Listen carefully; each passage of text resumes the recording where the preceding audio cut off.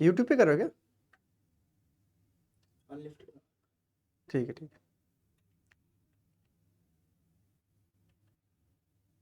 नमस्कार बच्चों, आशा करता हूं आप सब लोग बहुत अच्छे होंगे और आपकी पढ़ाई लिखाई बहुत अच्छी चल रही होगी और आपके परिवार में सभी लोग बहुत कुशल और मंगल होंगे। तो जैसा आप सभी जानते हैं कि सफल 2.0 बैच शुरू हो चुका है, जो कि एब्सोल्युटली फ्री बैच रहेगा आपका। और इस बैच में मैं आपको पढ़ाने जा रहा हूं इकोनॉमिक्स। ठीक है, मेरा नाम है देवेंद्र गंगवार और यहां पर मैं आपको बहुत ही इंटरेस्टिंग तरीके से समझाने जा रहा हूं इकोनॉमिक्स क्या होता है। ठीक है, आपको बहुत मजा आने वाला है इस पूरी सीरीज में इकोनॉमिक्स की। ठीक है, बहुत सारे लोग जो कि 10th क्लास पास करके आए हैं, ठीक है, और उसके बाद जब वो 11th 12th में आते हैं तो उनको ये बहुत बड़ी दिक्कत आती है कि इकोनॉमिक्स को कैसे पढ़ा जाए। ठीक है, क्योंकि अब तक आपने जो 10th तक पढ़ा था वो थोड़ा सा डिफरेंट था। ठीक है, लेकिन 11th 12th में आने के बाद आपको इकोनॉमिक्स थोड़ा सा अलग देखने को मिलता है। चूंकि इकोनॉमिक्स एक ऐसा सब्जेक्ट है जिसको हम लोग ह्यूमैनिटीज में गिनते हैं, तो यहां पर आपको जानना बहुत जरूरी हो जाता है कि इकोनॉमिक्स अगर आपको समझना है तो आपको समझना होगा अपने मार्केट के बारे में। ठीक है, आपके आसपास जो लोग हैं उनके बारे में आपको समझना होगा, ह्यूमन बिहेवियर के बारे में। ठीक है, कैसे लोग रिएक्ट करते हैं किसी चीज को लेकर। ठीक है, किस तरह से उनके पास जो पैसा है उसको यूज में लाते हैं। जो भी मार्केट में चीजें बिक रही हैं, ठीक है, अगर उनके प्राइसेस बढ़ते हैं या कम होते हैं तो उसका उस पर क्या इंपैक्ट पड़ता है। अगर बैंक इंटरेस्ट रेट बढ़ा देते हैं तो उसका मार्केट पर क्या इंपैक्ट पड़ता है। अगर गवर्नमेंट ऑफ इंडिया कोई नई स्कीम लेकर आती है तो उसका क्या इंपैक्ट पड़ता है। ठीक है, तो अगर ये सब कुछ आपको समझ में आता है, अगर आपकी यहां पर बुद्धि इतनी विकसित हो चुकी है कि आप ये सब चीजें समझ लेते हैं, ठीक है, और अगर नहीं विकसित हुई है तो कोई चिंता की बात नहीं है, हम लोग यहां पर मिलकर सब काम कर लेंगे। ठीक है, तो बस आपको इतना ध्यान रखना है कि आपको बहुत अच्छे से चीजें जो आपके आसपास हो रही हैं, ह्यूमन बिहेवियर को आपको अच्छे से समझना है। और अगर आप समझ पाते हो तो आप इकोनॉमिक्स को समझने में कोई आपको दिक्कत नहीं आएगी। ठीक है, आप बहुत अच्छे से समझ लोगे। तो फटाफट शुरू करते हैं अपना टॉपिक आज का। ठीक है, तो यहां पर हम लोग पढ़ेंगे आज इंट्रोडक्शन टू माइक्रो इकोनॉमिक्स। तो जैसा आप सभी जानते हैं कि CUET 2024 में आपका जो सिलेबस है वो क्लास 11th के 2 यूनिट आने वाले, आपको इंट्रोडक्शन टू माइक्रो इकोनॉमिक्स और उसके बाद आपको देखने को मिलेगा कंज्यूमर बिहेवियर।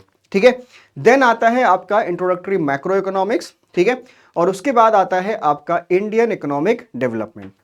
तो कुल मिलाकर आपकी 3 बुक्स यहां पर कवर होती हैं। ठीक है, लेकिन आपको याद रखना है कि क्लास 11th के केवल 2 ही यूनिट यहां पर आपको पूछे जाएंगे। ठीक है, तो ज्यादा आपको ध्यान नहीं देना है क्लास 11th में। चलिए शुरू करते हैं। तो यहां पर आज के डेट में यहां टॉपिक आपका जो कवर होगा वो होगा इंट्रोडक्शन टू माइक्रो इकोनॉमिक्स। ठीक है, हम इसको समझेंगे क्या होता है माइक्रो इकोनॉमिक्स। देन समझेंगे हम लोग माइक्रो इकोनॉमिक्स और मैक्रो इकोनॉमिक्स में क्या डिफरेंस होता है। ठीक है, और उसके बाद बात करेंगे central problems of an economy क्या होते हैं और प्रोडक्शन पॉसिबिलिटी फ्रंटियर। ठीक है, तो कुल मिलाकर ये आपका जो लेक्चर है इसमें हम कोशिश करेंगे कि इंट्रोडक्शन टू माइक्रो इकोनॉमिक्स का जो यूनिट है वो आपका पूरा कवर हो जाए और आप बहुत ही कॉम्प्रिहेंसिव तरीके से चीजों को समझ पाएं। ठीक है, तो चलिए बिना किसी देरी के शुरू करते हैं। तो जो आपका फर्स्ट चैप्टर है एनसीईआरटी में उसकी शुरुआत होती है इकोनॉमी से। ठीक है, अ सिंपल इकोनॉमी। तो यहां पर टॉपिक में डाइव करने से पहले आपको समझना होगा अपने आसपास के चीजों के बारे में। जैसे जब आप बाहर निकलते हो तो आप देखते हो अपने घर से बहुत सारा आपको शॉप्स या मार्केट देखने को मिलेगा। ठीक है, आपको बहुत सारे मॉल देखने को मिलेंगे। आप जब बीमार होते हो तो आप किसी डॉक्टर के पास जाते हो। ठीक है, वहां से इलाज कराते हो। डॉक्टर को कपड़े की जरूरत होती है, वो कपड़े की दुकान पर जाता है। ठीक है, शोरूम में जाता है, मॉल में जाता है, वहां से वो कपड़ा खरीद कर लाता है। ठीक है, या फिर क्लोथिंग खरीदता है। वहीं दूसरी तरफ उसको फर्नीचर की जरूरत होती है, तो फर्नीचर खरीदने के लिए वो शॉप पर जाता है। ठीक है, अब फर्नीचर वाले के लिए यहां पर सीरियल्स यानी कि जो फूड ग्रेन्स हैं उनकी जरूरत होती है, वो जाता है। ठीक है, तो कुल मिला के आप देखते हो क्या कि बहुत सारे लोग हैं इस हमारे आसपास के सराउंडिंग्स में जो कि काम कर रहे हैं और एक दूसरे पर निर्भर हैं, डिपेंडेंट हैं। ठीक है, हर कोई व्यक्ति अपने आप में सेल्फ सफिशिएंट नहीं है, वो कहीं ना कहीं दूसरे लोगों से मदद मांगता है, ठीक है, और बदले में कुछ उन्हें देता है, ठीक है, कुछ ना कुछ एक्सचेंज ऑफ गुड्स हो रहा है। जैसे आप जब बीमार पड़े थे तो आप डॉक्टर के पास गए थे, डॉक्टर को आपने फीस दी थी, बदले में उसने कंसल्टेंसी आपको दी थी, ठीक है। अब वही डॉक्टर जाता है किसी बर्तन वाले की दुकान में, वहां से वो बर्तन खरीदता है, ठीक है। तो जो आपने पैसा दिया था वो पैसा किसके पास गया? वो पैसा गया आपका उस बर्तन वाले की दुकान पर, ठीक है। तो कुल मिलाकर ये एक इंस्टीट्यूशन है, ठीक है, एक ऐसा अरेंजमेंट है जहां पर एक दूसरे के साथ लोग जुड़ते हैं, आते हैं। अब यहां से होता क्या है, ठीक है। तो सबसे पहली चीज तो ये है कि जो आप अपने आसपास इंस्टीट्यूशन देख रहे हो, जो अरेंजमेंट देख रहे हो, वहां से लोगों को क्या मिल रहा है? वहां से लोगों को काम मिल रहा है, काम करने का साधन मिल रहा है। और उसके साथ साथ उसी अरेंजमेंट से वो जो लोग हैं वो वहां पर पैसा कमा रहे हैं, ठीक है। तो इसी को हम लोग बोल देते हैं इकोनॉमी। आई होप आपको बात समझ में आ गई होगी कि क्या होती है इकोनॉमी, ठीक है। तो अगर मैं बात करूं डेफिनेशन की, तो जैसा मैंने बताया कि इकोनॉमी इज ए सिस्टम, एक ऐसा अरेंजमेंट जहां पर लोगों को काम मिलता है और बदले में क्या मिलता है? उनको पैसा मिलता है, ठीक है, काम करने का साधन मिलता है और पैसा कमाने का वहां पर साधन मिलता है, ठीक है। उसे क्या बोलते हैं हम लोग? इकोनॉमी बोलते हैं। अब जो इकोनॉमी होती है वहां पर आपके तीन बहुत इंपॉर्टेंट काम होते हैं जो कि आपको समझना बहुत जरूरी है। जैसे कोई एक कंज्यूमर है, उसको चाहिए व्हीट, ठीक है, फ्लोर चाहिए रोटी बनाने के लिए। अब यहां पर जो किसान है वो क्या करेगा? वो गेहूं को उगाएगा, ठीक है। तो यहां पर क्या हुआ? प्रोडक्शन हुआ। क्या हुआ? प्रोडक्शन हुआ। अब कुछ तो उसने गेहूं अपने आप खा लिया, ठीक है, इन द फॉर्म ऑफ रोटी, और कुछ उसने बेच दिया मार्केट में ताकि लोगों का पेट भी भर सके, ठीक है। तो दूसरा जो फर्दर यहां पर काम हुआ वो क्या है? कंजम्पशन, ठीक है। पहला काम प्रोडक्शन हो रहा है इकोनॉमी में, दूसरा क्या हो रहा है? कंजम्पशन हो रहा है। तीसरी बहुत इंपॉर्टेंट चीज आपको समझनी है वो ये है कि जैसे जैसे इकोनॉमी में काम होते हैं, जैसे फॉर एग्जांपल एक फार्मर है, जैसे मैंने अभी बताया आपके लिए, तो उसने कुछ गेहूं तो अपने आप के लिए रख लिया, ठीक है, उसे साल भर उसका कंजम्पशन करना है जब तक उसकी नई फसल नहीं हार्वेस्ट हो जाती। सेकेंड थिंग आती है कि उसने कुछ प्रोड्यूस मार्केट में सेल किया, ठीक है। तो जो सेल किया है उससे उसको कुछ ना कुछ पैसा मिला होगा, है ना। तो उससे उस पैसे से क्या किया? उसने फर्दर अपने कंजम्पशन के लिए गुड्स खरीद लिए और कुछ पैसा उसने सेव करके रखा ताकि वो फर्दर कुछ टूल्स, मशीनरी, ट्रैक्टर और बहुत सारी चीजें जो कि उसके फार्म में जरूरत होगी उसको वो खरीदेगा, ठीक है। तो तीन चीजें आपको बहुत जरूरी है जानना।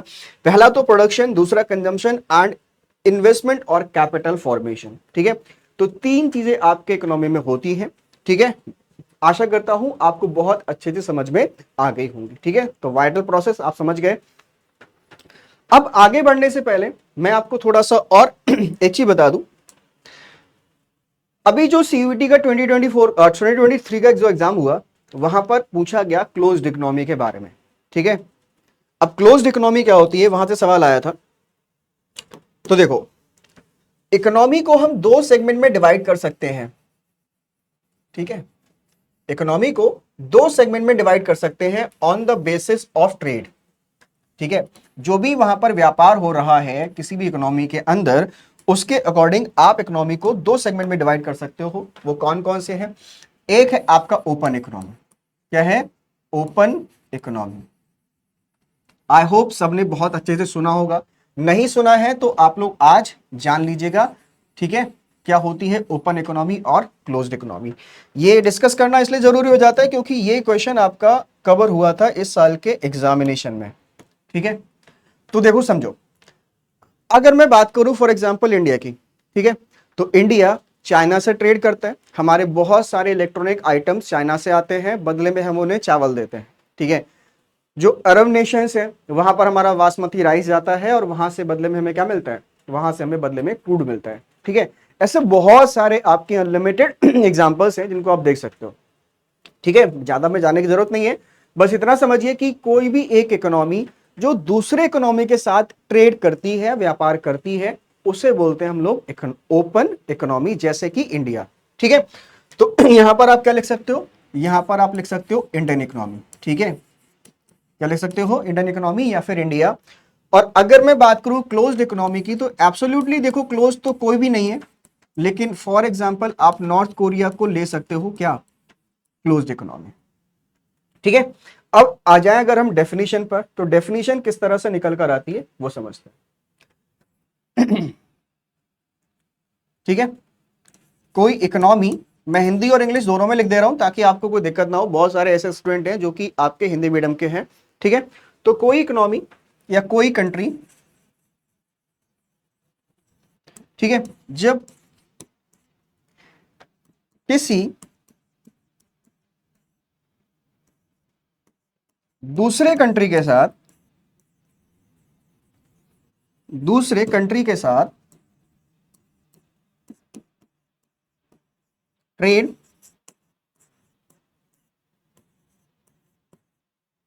करता है, तो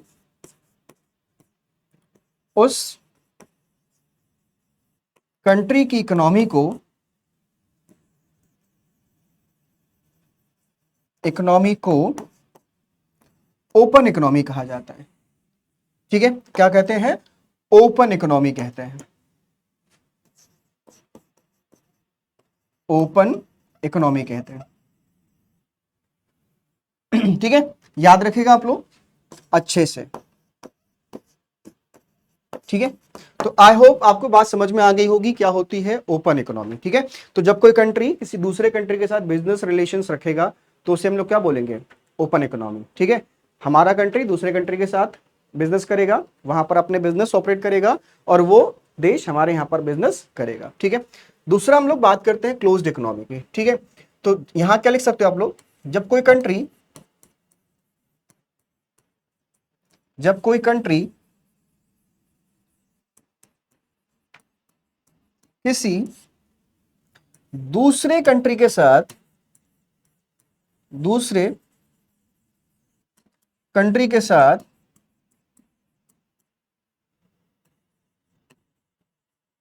ट्रेड रिलेशंस नहीं रखता है, नहीं रखता है,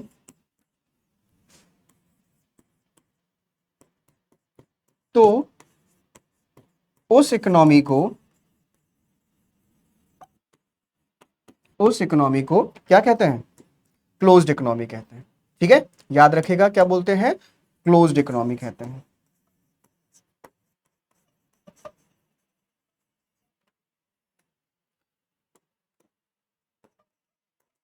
आई होप इतनी बात आप अच्छे से समझ गए होंगे, अगर समझ गए हैं तो फटाफट आगे बढ़ते हैं।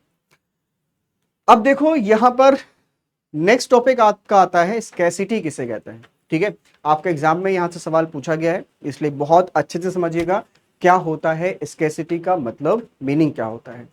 ठीक है, तो देखो स्कैसिटी को समझने से पहले आपको एक बात अच्छे से समझनी होगी कि रिसोर्सेस क्या होते हैं।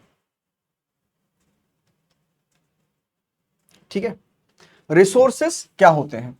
ठीक है, फटाफट बताइए रिसोर्सेस क्या होते हैं, जो भी आपको समझ में आ रहा है। ठीक है, जो आपके मन में सवाल आ रहा है और उसका जो आंसर आ रहा है बताइए फटाफट, रिसोर्सेस किसे कहते हैं। ठीक है, तो कोई भी ऐसी चीज जो मेरी नीड्स को फुलफिल करती है उसे क्या बोलते हैं, उसे बोलते हैं रिसोर्सेस। जैसे ये जो स्टाइलस है, इससे मैं यहां बोर्ड पर लिख रहा हूं, ये जो पॉइंटर है इससे मैं स्लाइड को नेक्स्ट मूव कर रहा हूं, ठीक है, या प्रीवियस स्लाइड पर जा रहा हूं, ये क्या हो गया, रिसोर्सेस हो गया। मैं आपको पढ़ा रहा हूं, ठीक है, तो मैं आपकी नीड्स जो है वो फुलफिल कर रहा हूं, तो मैं क्या हुआ, एक रिसोर्सेस हो गया। मेरी जेब में जो पैसा है वो मेरे लिए क्या है, रिसोर्सेस है, क्योंकि इससे मेरी जरूरतों की पूर्ति हो रही है। ठीक है, तो एवरीथिंग इन द यूनिवर्स, ठीक है, पूरे ब्रह्मांड में जो भी चीज है जिससे कि मनुष्यों की, ह्यूमंस की नीड्स फुलफिल होती हैं, उसे क्या कहते हैं, उसे कहते हैं रिसोर्सेस। आ रही बात समझ। ठीक है, तो यहां पर हम डिफाइन अगर करें तो कुछ इस तरह से करते हैं, ऑल दोज थिंग्स, ठीक है, all those things which fulfills the human needs are called, are called resources. ठीक है, बात समझ में आ गई आपको? अब देखो एक बात समझो,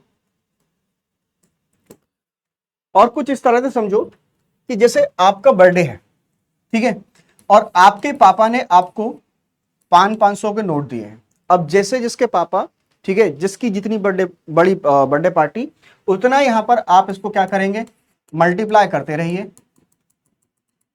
ठीक है, हो सकता है मेरे पापा ने मुझे 500 रुपए दिए हो, आपके पापा ने आपको 1000 रुपए दिए हो। ठीक है, किसी के 2000, किसी के 4000, किसी के 10,000 रुपए। ठीक है, लेकिन अब सोचने वाली बात यह है कि आपको जो पैसे दिए गए हैं, आप जा रहे हो मार्केट में, और मार्केट में जाने के बाद आपके पास बहुत सारे ऑप्शंस अवेलेबल है कि इन 500 रुपए से क्या कर सकते हो आप लोग। तो सबसे पहला तो आप क्या बोलोगे कि आप यहां पर अपने दोस्तों के साथ मूवी देखने जा सकते हो। ठीक है, दूसरी चीज, आप उनके साथ किसी रेस्टोरेंट में जा सकते हो, और वहां पर जाने के बाद आप क्या करोगे, उनको खाना खिलाओगे। ठीक है, पार्टी करोगे। ठीक है, आप अगर आपके पास ज्यादा पैसे हैं, आपके पापा ने ज्यादा पैसे दिए हैं, तो आप किसी टूर या एक्सकर्जन पर जा सकते हो। ठीक है, कोई छोटा मोटा कोई पिकनिक स्पॉट है, वहां पर जा सकते हो आप लोग, है ना। तो बहुत सारे आपके पास अवेलेबल ऑप्शंस हैं, लेकिन आपके पास जो रुपया है वो कैसा है, वो तो सीमित है ना, वो तो नहीं बढ़ रहा। आपके पापा ने मान लीजिए 1000 रुपए दिए, ठीक है, तो आपके पास पहला ऑप्शन क्या आया, मैं मूवी देख लेता हूं, मैं रेस्टोरेंट चला जाता हूं, मैं टूर पे चला जाता हूं, मैं पिकनिक पर चला जाता हूं, है ना। बहुत सारे ऑप्शंस आपके पास अवेलेबल हैं, लेकिन आप इन सारे कामों को तो नहीं कर सकते, क्योंकि आपके पास पैसा क्या है, लिमिटेड है। बात समझ आ रही है आपको? तो यहां पर आपको कुछ ना कुछ ऐसा डिसीजन लेना पड़ेगा जिससे कि आप के लिए जो सबसे ज्यादा मजा देता हो, सबसे ज्यादा सेटिस्फेक्शन लेवल जहां से मिलता हो, वो काम आप करोगे। ठीक है, कोई दिक्कत नहीं आनी चाहिए।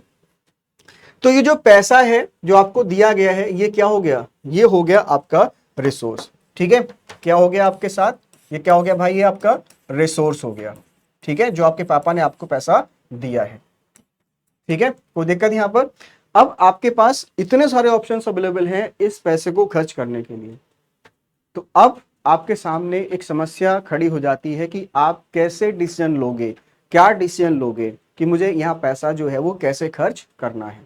ठीक है, तो यही अगले स्लाइड में समझाया गया है कि जो हमारे पास रिसोर्सेस हैं वो कैसे हैं, वो हमारे पास स्केर्स हैं। ठीक है, कैसे हैं, स्केर्स है, मतलब उनकी कमी हमारे पास हमेशा बनी रहती है। ठीक है, जो हमारी नीड्स हैं वो बहुत तेजी से भागते हैं, बहुत तेज दौड़ती हैं हमारे रिसोर्सेस से। ठीक है, तो स्कैसिटी किसे कहते हैं? ठीक है, जब कभी भी आपके पास जो रिसोर्सेस अवेलेबल हैं वो कम है और आपकी जरूरतें क्या हैं, ज्यादा हैं। कोई दिक्कत अभी नहीं होनी चाहिए। ठीक है, limitations of supply in relation to the demand for a commodity. अब एक सवाल आपके मन में आता है या फिर एग्जाम में पूछा जाता है कि इकोनॉमाइजिंग किसे कहते हैं। ठीक है, इकोनॉमाइजिंग किसे कहते हैं? तो इकोनॉमाइजिंग का सीधा सा मतलब होता है कि optimum utilisation of available resources. ठीक है, जो आपके पास पैसा है, जैसे हमने प्रीवियस स्लाइड में देखा था कि जो आपके पास पैसा है, इस पैसे को आप किस तरह से यूज करो जिससे कि आपको मैक्सिमम सेटिस्फेक्शन मिले। ठीक है, इट इज कॉल्ड इकोनॉमाइजिंग। कोई दिक्कत नहीं होनी चाहिए। अब आगे बढ़ते हैं और समझते हैं इकोनॉमिक प्रॉब्लम क्या होती है। इकोनॉमिक प्रॉब्लम क्या होती है? तो सीयूईटी में आपका सीधा सीधा 1 मार्क का क्वेश्चन आ गया। ठीक है, 1 मार्क का क्वेश्चन आपको यहां पर पूछा गया। ठीक है, which of the following is the economic problem of a society. ठीक है, तो वहां पर आपका सीधा सा आंसर था, वो था प्रॉब्लम ऑफ चॉइस। इसको मैंने हाईलाइट किया हुआ है। प्रॉब्लम ऑफ चॉइस जो है वो क्या कहलाती है, ये कहलाती है आपका इकोनॉमिक प्रॉब्लम। अब इसे क्यों कहते हैं या फिर ये जनरेट क्यों होती है? ठीक है, तो प्रीवियस स्लाइड में चलते हैं हम लोग। देखो, आपके पास जो रिसोर्सेज थे वो कैसे थे, वो रिसोर्सेज आपके पास कैसे थे भाई, लिमिटेड थे। ये बात आपको समझ में आ गई? ठीक है, और उसके बाद अब अगर मैं बात करूं आपके वांट्स की, आपके डिजायर्स की, ठीक है, तो जो डिजायर्स आपके पास थे, ठीक है, जो आपके नीड्स थे, जो आपकी जरूरतें थी, वो कैसी थी, वो कैसी थी भाई, अनलिमिटेड थी। क्या थी वो, अनलिमिटेड थी। ठीक है, अब इन अनलिमिटेड डिजायर्स को, इन अनलिमिटेड वांट्स को पूरा करने के लिए आपको कुछ ना कुछ अरेंजमेंट करना पड़ेगा, आपको डिसीजन लेना पड़ेगा कि मुझे यहां पर क्या करना है, उसी को क्या बोलते हैं, उसी को बोलते हैं हम लोग यहां पर प्रॉब्लम ऑफ चॉइस। ठीक है, अब एक आपके सामने सवाल आता है कि इकोनॉमिक प्रॉब्लम जो है वो जनरेट क्यों होती है। ठीक है, कई बार आपसे टीचर पूछ लेता है, या फिर आप इंटरव्यू देने जाओगे तब आपसे पूछ लिया जाएगा, या फिर कभी भी आपके एग्जामिनेशन में अगर ये सवाल आ जाए कि how does economic problem arise. ठीक है, तो मैं आपको बता दूं ये इसलिए होता है due to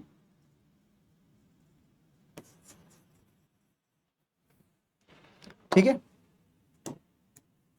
due to limited resources, due to limited resources.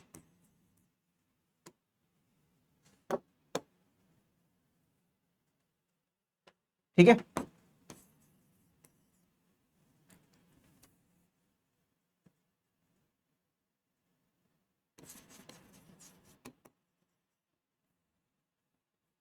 ठीक है, इसको इस तरह से लिख सकते हैं हम लोग,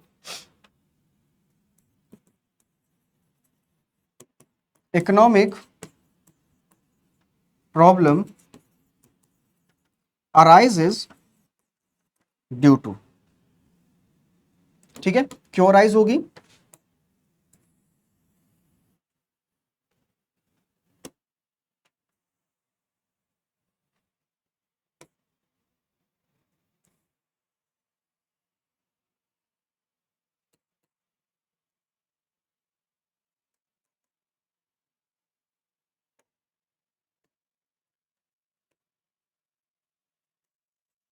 तो सबसे पहला कारण क्या होगा, लिमिटेड रिसोर्सेज। हमारे पास जो रिसोर्सेज हैं वो क्या हैं, लिमिटेड हैं। और उसके अलावा आप ऐसा भी बोल सकते हो कि resources have alternative uses, resources have alternative uses, alternative uses. ठीक है, कि जो हमारे पास पैसा है या फिर कोई भी संसाधन है उनको आप अलग अलग कामों में इस्तेमाल ला सकते हो। जैसे रुपया जो है, ठीक है, आप उससे रेस्टोरेंट जा सकते हो, आप उससे मूवी जा सकते हो, आप उससे टूर एंड एक्सकर्जन कर सकते हो, कोई पिकनिक पर जा सकते हो। ठीक है, बहुत सारे यूजेस है। और हमारी जो जरूरतें हैं, हमारी जो वांट्स हैं वो कैसे हैं, अनलिमिटेड है। ठीक है, तो यहां से आपका एक नंबर का सवाल पहला ये कवर हुआ कि इकोनॉमिक प्रॉब्लम किसे कहते हैं, तो आप सीधे सीधे बोल दीजिएगा the problem of choice is known as the economic problem. दूसरा, अगर आपसे कभी ये सवाल किया जाए एग्जामिनेशन में कि इकोनॉमिक प्रॉब्लम क्यों होती है, तो आप क्या बोलोगे, इकोनॉमिक प्रॉब्लम इसलिए होती है क्योंकि हमारे पास जो रिसोर्सेस अवेलेबल हैं वो हम कैसे हैं, वो लिमिटेड है। ठीक है, कभी भी किसी कंट्री के पास सफिशिएंट नहीं है, वो दूसरे किसी पर डिपेंड रहता है। ठीक है, अगर यूएई के पास बहुत ज्यादा ऑयल है तो उसके पास फूड ग्रेन्स नहीं है। ठीक है, उसने कहीं ना कहीं से अरेंजमेंट करना होगा। और जो रुपए हमारे पास अवेलेबल हुए या फिर हमारे पास जो रिसोर्सेस हैं वो क्या है, उनके अल्टरनेटिव यूजेस हैं, वो अलग अलग कामों में यूज किए जा सकते हैं।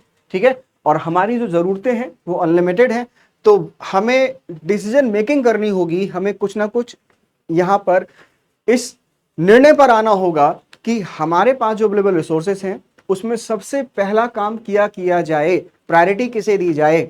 ठीक है, जिससे मुझको सबसे ज्यादा सेटिस्फेक्शन लेवल मिले। ठीक है, उसे ही क्या बोलते हैं, उसे ही बोलते हैं हम लोग प्रॉब्लम ऑफ चॉइस। ठीक है, तो आशा करता हूं कि इतना टॉपिक यहां तक आपको अच्छे से समझ में आ गया होगा। अब ये क्वेश्चन आपके लिए यहां पर स्क्रीन पर दिया गया है, फटाफट इस क्वेश्चन को देखते हैं और ये क्या कह रहा है। The law of scarcity does not apply to rich develop countries.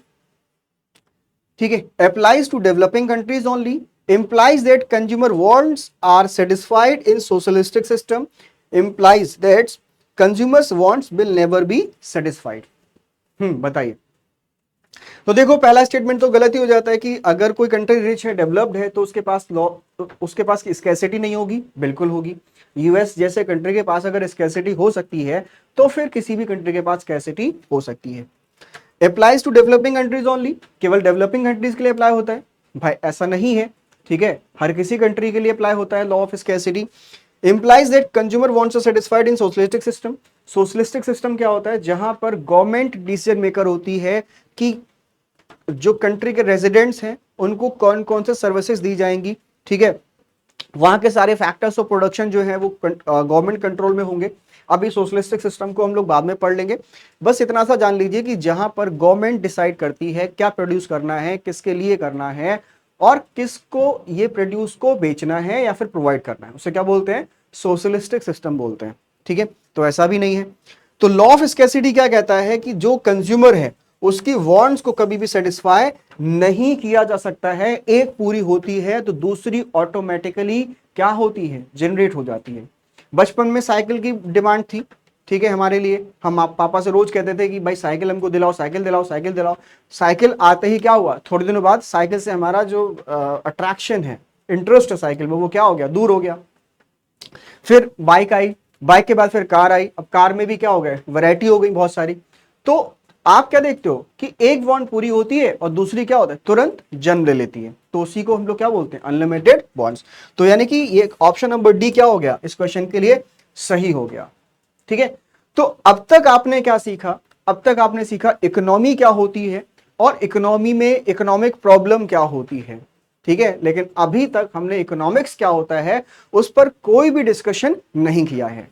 ठीक है, तो जैसे जैसे आपकी एनसीईआरटी बता रही है वैसे वैसे यहां पर चीजों को कवर करते चल रहे हैं।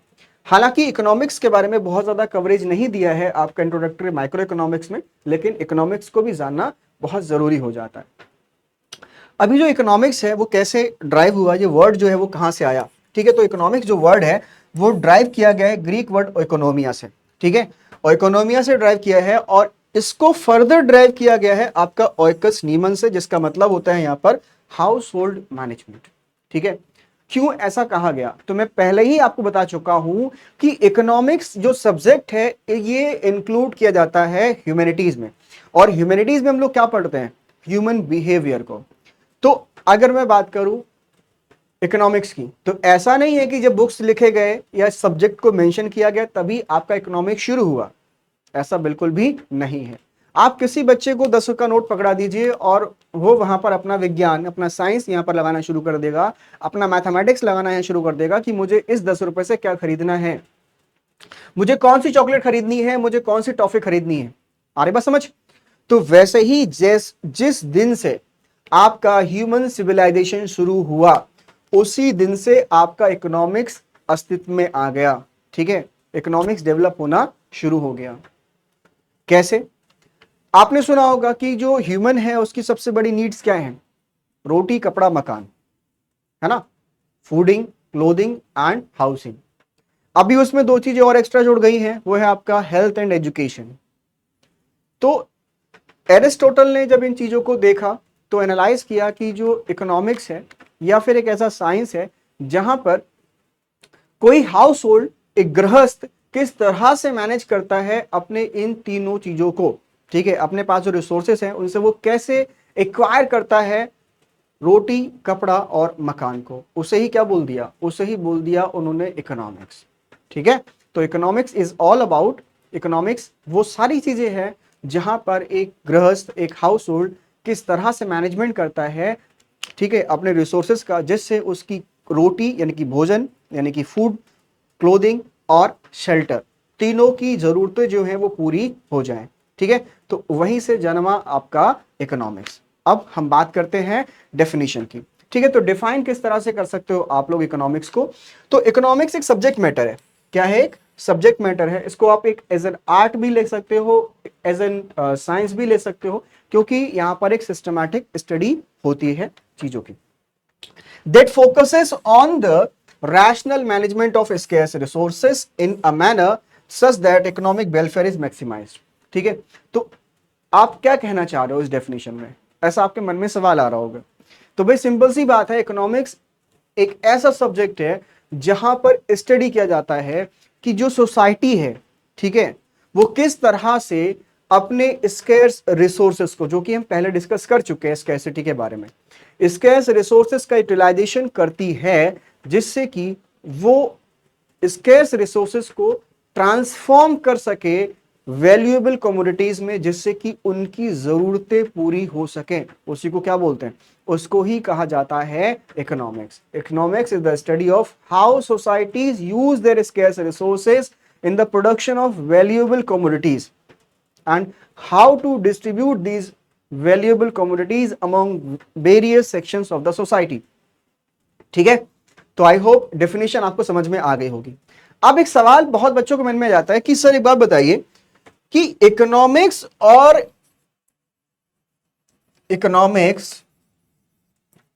एंड इकोनॉमी में डिफरेंस क्या होता है। ठीक है, अक्सर लोग पूछ लेते हैं, अगर आपके मन में नहीं आया तो मैं बता देता हूं। ठीक है, क्योंकि मैंने जब पढ़ाया है तो बहुत सारे बच्चे यहां पर बोलते हैं, कंप्लेन करते हैं, सर इकोनॉमिक्स और इकोनॉमिक्स तो एक ही होता है ना। लेकिन फॉर योर काइंड इंफॉर्मेशन मैं बता दूं, दोनों में डिफरेंस है। आप जब इकोनॉमिक्स पढ़ते हो तो यहां पर आप पढ़ते हो प्रिंसिपल्स। ठीक है, आप पढ़ते हो सिद्धांत। और सिद्धांत क्या है? सिद्धांत क्या है कि how to manage our scarce resources to get maximum satisfaction out of it. और ये सिद्धांत आपका हर जगह पर लागू होता है, चाहे आप यूएस में रहो, चाहे आप यूके में रहो, चाहे इंडिया में रहो, चाहे आप चाइना चले जाओ। हर जगह, हर कंट्री में ये प्रॉब्लम अराइज होती है कि हमारे पास जो स्केर्स रिसोर्सेस हैं, हम उनका कैसे यूटिलाइजेशन करें जिससे उनकी मैक्सिमम सेटिस्फेक्शन मिल सके। ठीक है, तो मैं यहां पर लिख दे रहा हूं। ठीक है, किस पर काम करता है ये? प्रिंसिपल्स पर काम करता है। और प्रिंसिपल क्या है इसके? ठीक है, प्रिंसिपल क्या है इसके? How to use scarce resources, how to use scarce resources in the production of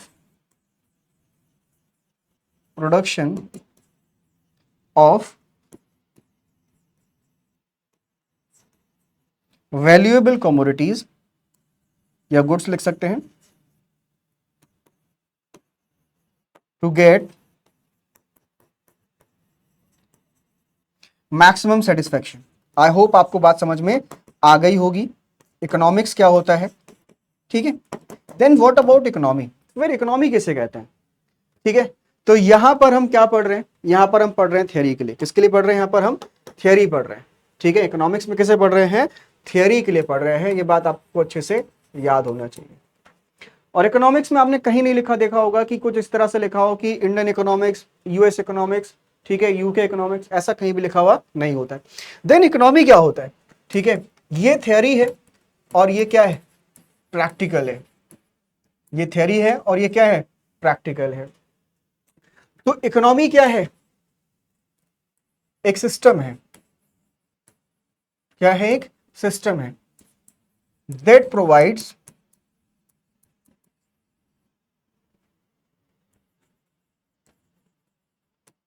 means to work and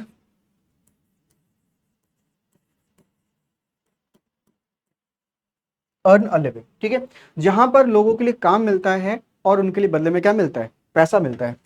और इकोनॉमी जो है वो आपका बदलती है। इकोनॉमी जो है वो आपका बदलती है। कैसे बदलती है उसको समझिए कि आप अगर इंडिया में रह रहे हो तो आप इंडिया के लोगों के बारे में बात कर रहे हो कि वो क्या प्रोड्यूस करते हैं, उसका कंजम्पशन पैटर्न क्या है और उनका इन्वेस्टमेंट पैटर्न क्या है। ठीक है, यहां के लिए मैक्रो इकोनॉमिक फैक्टर्स क्या है, यहां का इन्फ्लेशन क्या है। ठीक है, लेकिन अगर आप इकोनॉमिक्स पढ़ते हो तो वो तो हर जगह सेम रहता है, वो तो कभी भी कंट्री और प्लेस और टाइम के बाद नहीं बदलता ना। लेकिन जो इकोनॉमी है वो आपका जगह स्थान बदलने के बाद बदल जाती है। इसीलिए आपने देखा होगा जब कभी भी इकोनॉमी की बात की जाती है तो आपके सामने कई सारे वर्ड लिखे रहते हैं, जैसे इंडियन इकोनॉमी, जैसे क्या लिखा रहता है? Indian economy. ठीक है, कई बार आपने देखा होगा कोविड के टाइम पर कि रूरल इकोनॉमी जो है वो ज्यादा अफेक्टेड नहीं थी कोविड के कारण, बट जो आपकी अर्बन इकोनॉमी थी उस पर ज्यादा इंपैक्ट हुआ कोविड का। ऐसा इसलिए हुआ क्योंकि जो रूरल इकोनॉमी थी वो आपका लॉकडाउन को इतना ज्यादा नहीं झेल रही थी। वहां पर एग्रीकल्चर प्रैक्टिसेस लगातार चल रही थी, फूड प्रोडक्शन हो रहा था, लेकिन इंडस्ट्रियल सेक्टर बंद था कोविड के कारण। ठीक है, इसीलिए अर्बन इकोनॉमी ज्यादा अफेक्टेड हुई कंपैरेटिवली टू रूरल इकोनॉमी। ठीक है, ऐसे ही आप इसको लिख सकते हो यूएस इकोनॉमी। तो आप क्या पैटर्न देख पा रहे हो? यहां पर आप पैटर्न देख पा रहे हो कि यहां पर जो इकोनॉमी है उसके आगे कुछ ना कुछ वर्ड लिखा गया है और उस फिक्स्ड कंट्री के बारे में बात कही जा रही है जब हम यूएस इकोनॉमी के बारे में बात करते हैं। तो आई होप आप अच्छे से समझ गए होंगे कि क्या होता है आपका इकोनॉमी और इकोनॉमिक्स। ठीक है, आगे बढ़ते हैं। आपके सामने क्वेश्चन दिया गया है और आपको क्वेश्चन बताना है कि इसका सही आंसर क्या है। क्वेश्चन देखिए क्या कह रहा है। Economics is the study of, option number A, how to increase productivity, B how to make money, C how to allocate resources, D how to reduce unemployment. ठीक है, अब बताइए आप क्या इसका सही आंसर होगा। बहुत सारे लोग ना इसमें गलती कर देते हैं। ठीक है, बहुत सारे लोग इसमें गलती कर देते हैं। वो क्या मार्क करके आते हैं, how to make money, how to make money, ये वाला ऑप्शन करके आता है। लेकिन भाई मैंने आपको पहले ही बताया था कि इकोनॉमिक्स केवल मनी के बारे में बात नहीं करता। It talks about all the resources which we are having. ठीक है, जितनी भी रिसोर्सेज हमारे पास हैं उन सबके बारे में बात कही जा रही है। तो इकोनॉमिक्स क्या कहता है, हाउ टू एलोकेट रिसोर्सेज, हमारे पास जो संसाधन है उनको हमने कैसे यूज करना है जिससे कि हमको मैक्सिमम सेटिस्फैक्शन मिल सके। ठीक है, तो आई होप आपको बहुत अच्छे से बात समझ में आ गई होगी जो मैंने यहां तक समझाने की कोशिश की है। ठीक है, समझ में आ रहा है, ठीक है, तो अच्छी बात है। अगर नहीं समझ में आ रहा है तो भी मैं यहीं पर रहूंगा, आपके सारे डाउट्स क्लियर करके जाऊंगा, आपको कोई भी चिंता करने की बात नहीं है। ठीक है, इकोनॉमिक्स थोड़ा टफ जरूर है लेकिन उसको इजी करने के लिए मैं आपके लिए काम कर रहा हूं, आपके लिए करता रहूंगा। ठीक है, क्योंकि PW is for you and only for you. आगे बात करें। अब इकोनॉमिक्स को हम लोग दो सेगमेंट में डिवाइड करते हैं, माइक्रो इकोनॉमिक्स और मैक्रो इकोनॉमिक्स। अक्सर लोग कंफ्यूज हो जाते हैं कि सर माइक्रो इकोनॉमिक्स क्या होता है और मैक्रो इकोनॉमिक्स क्या होता है। ठीक है, तो आज के बाद ना आपकी कंफ्यूजन यहां पर नहीं रहनी चाहिए, माइक्रो इकोनॉमिक्स क्या होता है और मैक्रो इकोनॉमिक्स क्या होता है। तो सबसे पहले तो बात करते हैं यहां पर माइक्रो इकोनॉमिक्स की। तो यहां पर जो आपका आई है ना, ये आई, इसको आपको डिनोट करना है। ठीक है, तो आई से मतलब यहां पर होता है इंडिविजुअल। आई से मतलब क्या होता है यहां पर, इंडिविजुअल।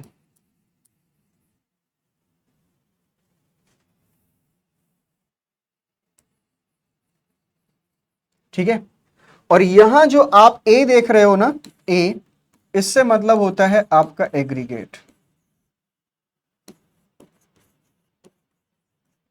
एग्रीगेट कह सकते हो, आप कह सकते हो होल, यानी कि ऑल।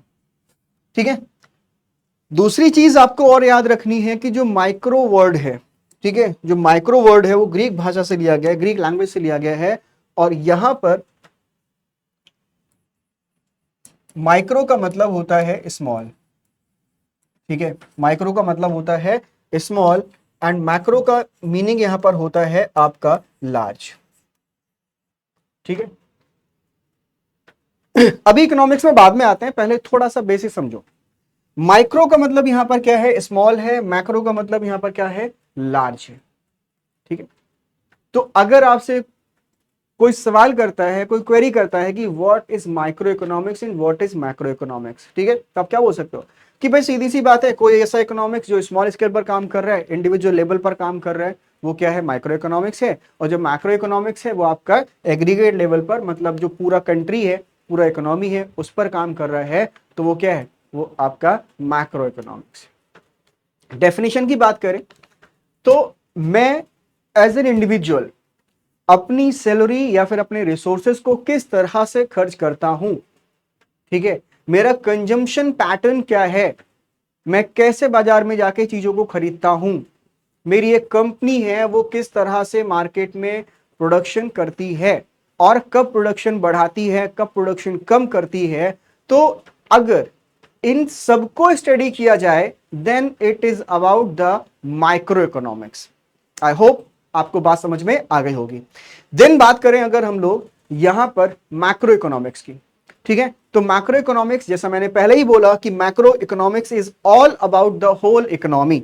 ठीक है, यहां पर किसकी बात की जा रही है, एग्रीगेट की बात की जा रही है, मतलब total demand and total supply.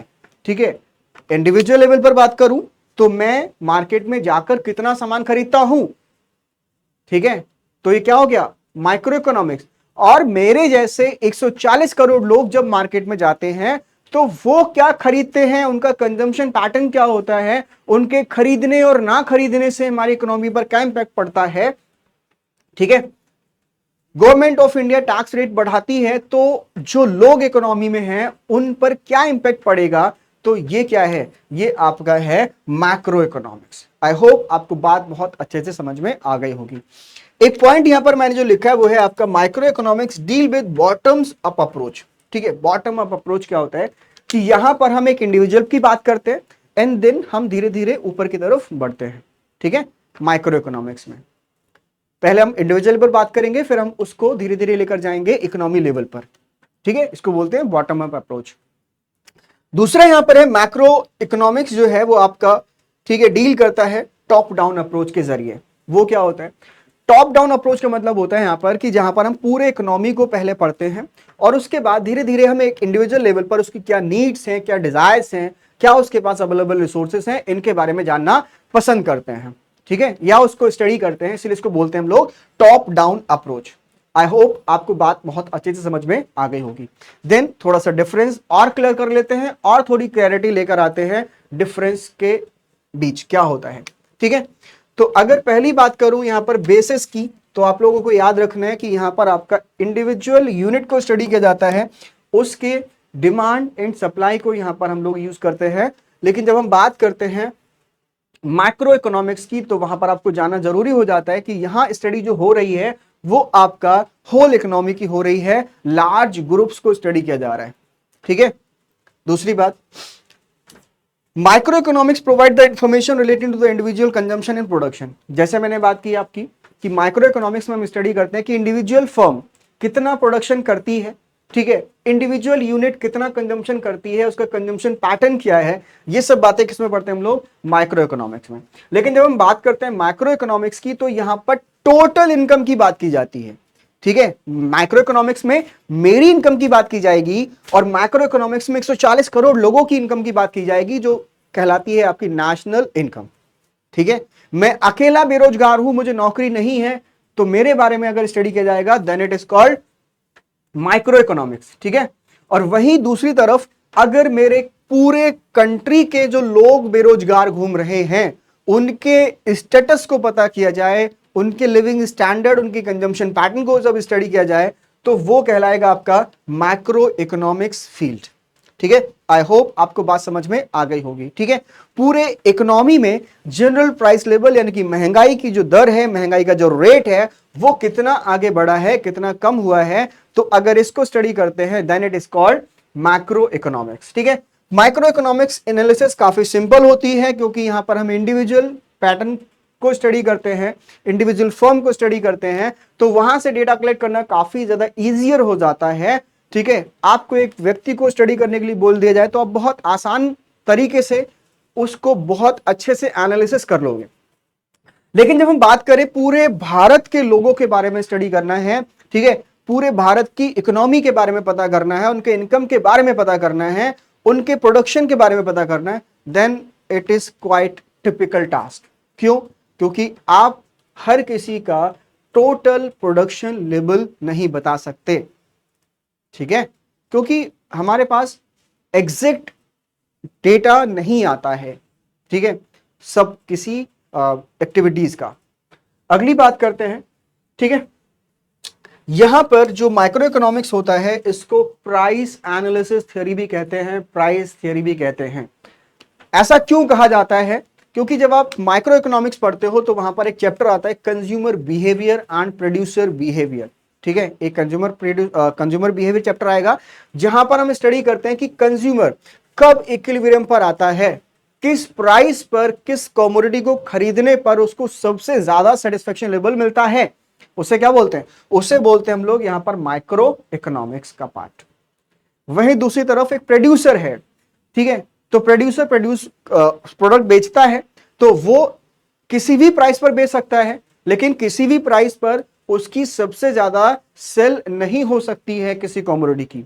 और हो सकता है कि हर प्राइस पर उसकी जो कॉस्ट है, कॉस्ट ऑफ प्रोडक्शन, वो बराबर नहीं होगी।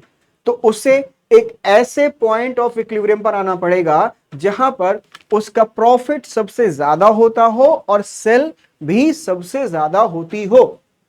उससे क्या बोलेंगे, उससे बोलेंगे यहां पर प्राइस डिसाइड करना। ठीक है, तो वो किसका पार्ट है, वो आपका माइक्रो इकोनॉमिक्स का पार्ट है। आई होप आपको बात समझ में आ गई होगी। वहीं अगर हम बात करें मैक्रो इकोनॉमिक्स की, तो इसको इनकम थ्योरी कहते हैं। इनकम थ्योरी क्यों कहा जाता है, क्योंकि यहां पर जो इकोनॉमी है, जो स्टेट है, जो गवर्नमेंट है, वो कुछ इस तरह से इकोनॉमिक पॉलिसीज डिजाइन करती है जिससे कि मार्केट में इनकम लेवल को बढ़ाया जा सके, अनएम्प्लॉयमेंट लेवल को कम किया जा सके। ठीक है, इसीलिए इसको इनकम थ्योरी भी कहते हैं। ठीक है, other name of macro economics income theory and other name of micro economics is price theory.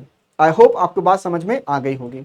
ठीक है, माइक्रो इकोनॉमिक्स जो है वो आपका आज के डेट में थोड़ा सा इंपॉर्टेंट कम हो जाता है, क्योंकि यहां पर हम एक यूनिट, एक इंडिविजुअल यूनिट के स्टडी करने के बाद उसका इंपैक्ट क्या होगा हमारे टोटल इकोनॉमी पर, इसको बहुत ज्यादा हम लोग बता नहीं सकते हैं।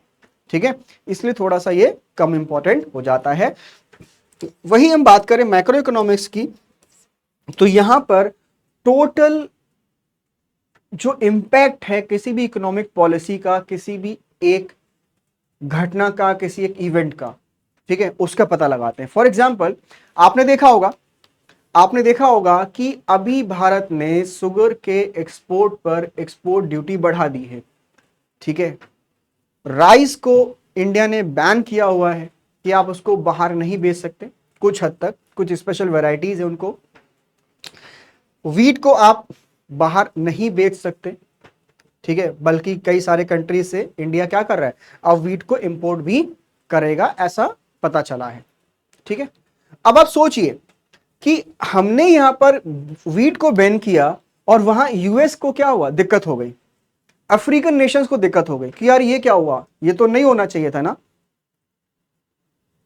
आपने देखा यूक्रेन में वॉर छिड़ा और हमारे यहां पर क्या हुआ, प्राइस लेवल बढ़ गया, महंगाई बढ़ गई। क्यों, क्योंकि ऑयल का प्रोडक्शन कम हुआ। फूड ग्रेन्स में जो सबसे ज्यादा यूक्रेन का वीट में क्या बात करें, वीट रशिया और यूक्रेन क्या करते हैं, लार्जेस्ट प्रोवाइडर है वीट के। तो अगर इस तरह की कोई सिचुएशन होती है तो ये क्या है, मैक्रो इकोनॉमिक फैक्टर है। ठीक है, जहां पर एक कंट्री में कोई इवेंट हो रहा है और दूसरे कंट्री पर उसका इंपैक्ट पड़ रहा है, या इंडिया के किसी एक सेक्टर में कोई बात हो रही है, कुछ भी अनडिजायर्ड हुआ, तो वहां से हमारी इकोनॉमी पर इंपैक्ट आना शुरू हो गया। ठीक है, तो आई होप आपको बात बहुत अच्छे से समझ में आ गई होगी क्या होता है micro economics and what is micro economics. आगे बढ़ते हैं, एक क्वेश्चन जो आपके एग्जाम में पूछा गया है, ठीक है, लेते हैं। Micro economics is also known as price theory, income theory, rent theory, A and B both. ठीक है, तो जैसा मैंने अभी आपको बताया कि जो माइक्रो इकोनॉमिक्स है इसको बोला जाता है प्राइस थियरी। क्यों, क्योंकि यहां पर कंज्यूमर इक्विलिब्रियम डिसाइड करता है कि उसे किस प्राइस पर कमोडिटी को खरीदना है जहां से उसकी टोटल यूटिलिटी या टोटल सेटिस्फैक्शन मैक्सिमाइज्ड हो। वहीं प्रोड्यूसर यहां पर डिसाइड करता है कि उसे किस प्राइस पर चीजों को बेचना है जहां से उसका प्रॉफिट सबसे ज्यादा हो और सेल भी सबसे ज्यादा हो, इसीलिए इसको प्राइस थ्योरी कहते हैं। इनकम थ्योरी किसे कहते हैं, मैक्रो इकोनॉमिक्स को, जहां पर गवर्नमेंट इकोनॉमिक पॉलिसीज के जरिए इनकम को बढ़ाने की कोशिश करती है लगातार। आई होप अब बातें आपको समझ में आ गई होंगी। ठीक है, तो टॉपिक काफी लंबा है, बड़ा है, लेकिन इंटरेस्टिंग बनाने की भी कोशिश की जा रही है। आपके एग्जामिनेशन में यहां पर बहुत ज्यादा सवाल ऐसे भी आते हैं जो कि आपसे केस बेस्ड क्वेश्चंस के जरिए आपकी नॉलेज को चेक करना चाहते हैं। तो इसीलिए बहुत जरूरी हो जाता है कि आप भले ही थोड़ा पढ़ें, लेकिन ऐसे पढ़ें जिससे कि आपके जितने भी क्वेश्चंस आपके एग्जामिनेशन में बन सकते हैं वो आप सॉल्व अच्छे से कर सको। तो इन डेप्थ एनालिसिस आपको करनी चाहिए।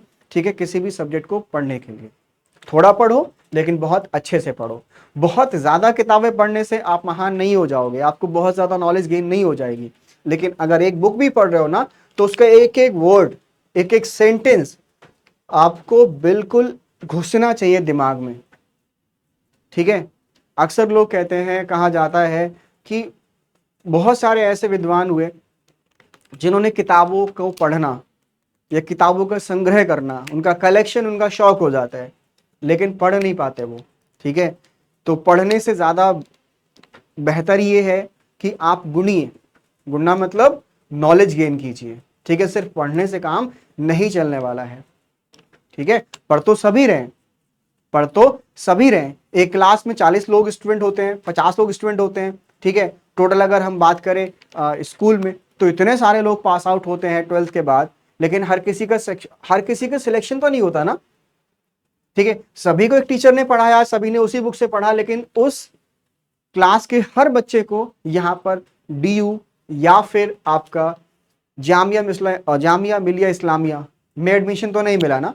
तो एडमिशन अगर आपको लेना है, आपको जिंदगी में सफल होना है, तो आपको बहुत अच्छे से पढ़ाई करनी पड़ेगी, ठीक है। इन डेप्थ नॉलेज गेन करनी पड़ेगी, आपको मास्टर होना पड़ेगा, ठीक है।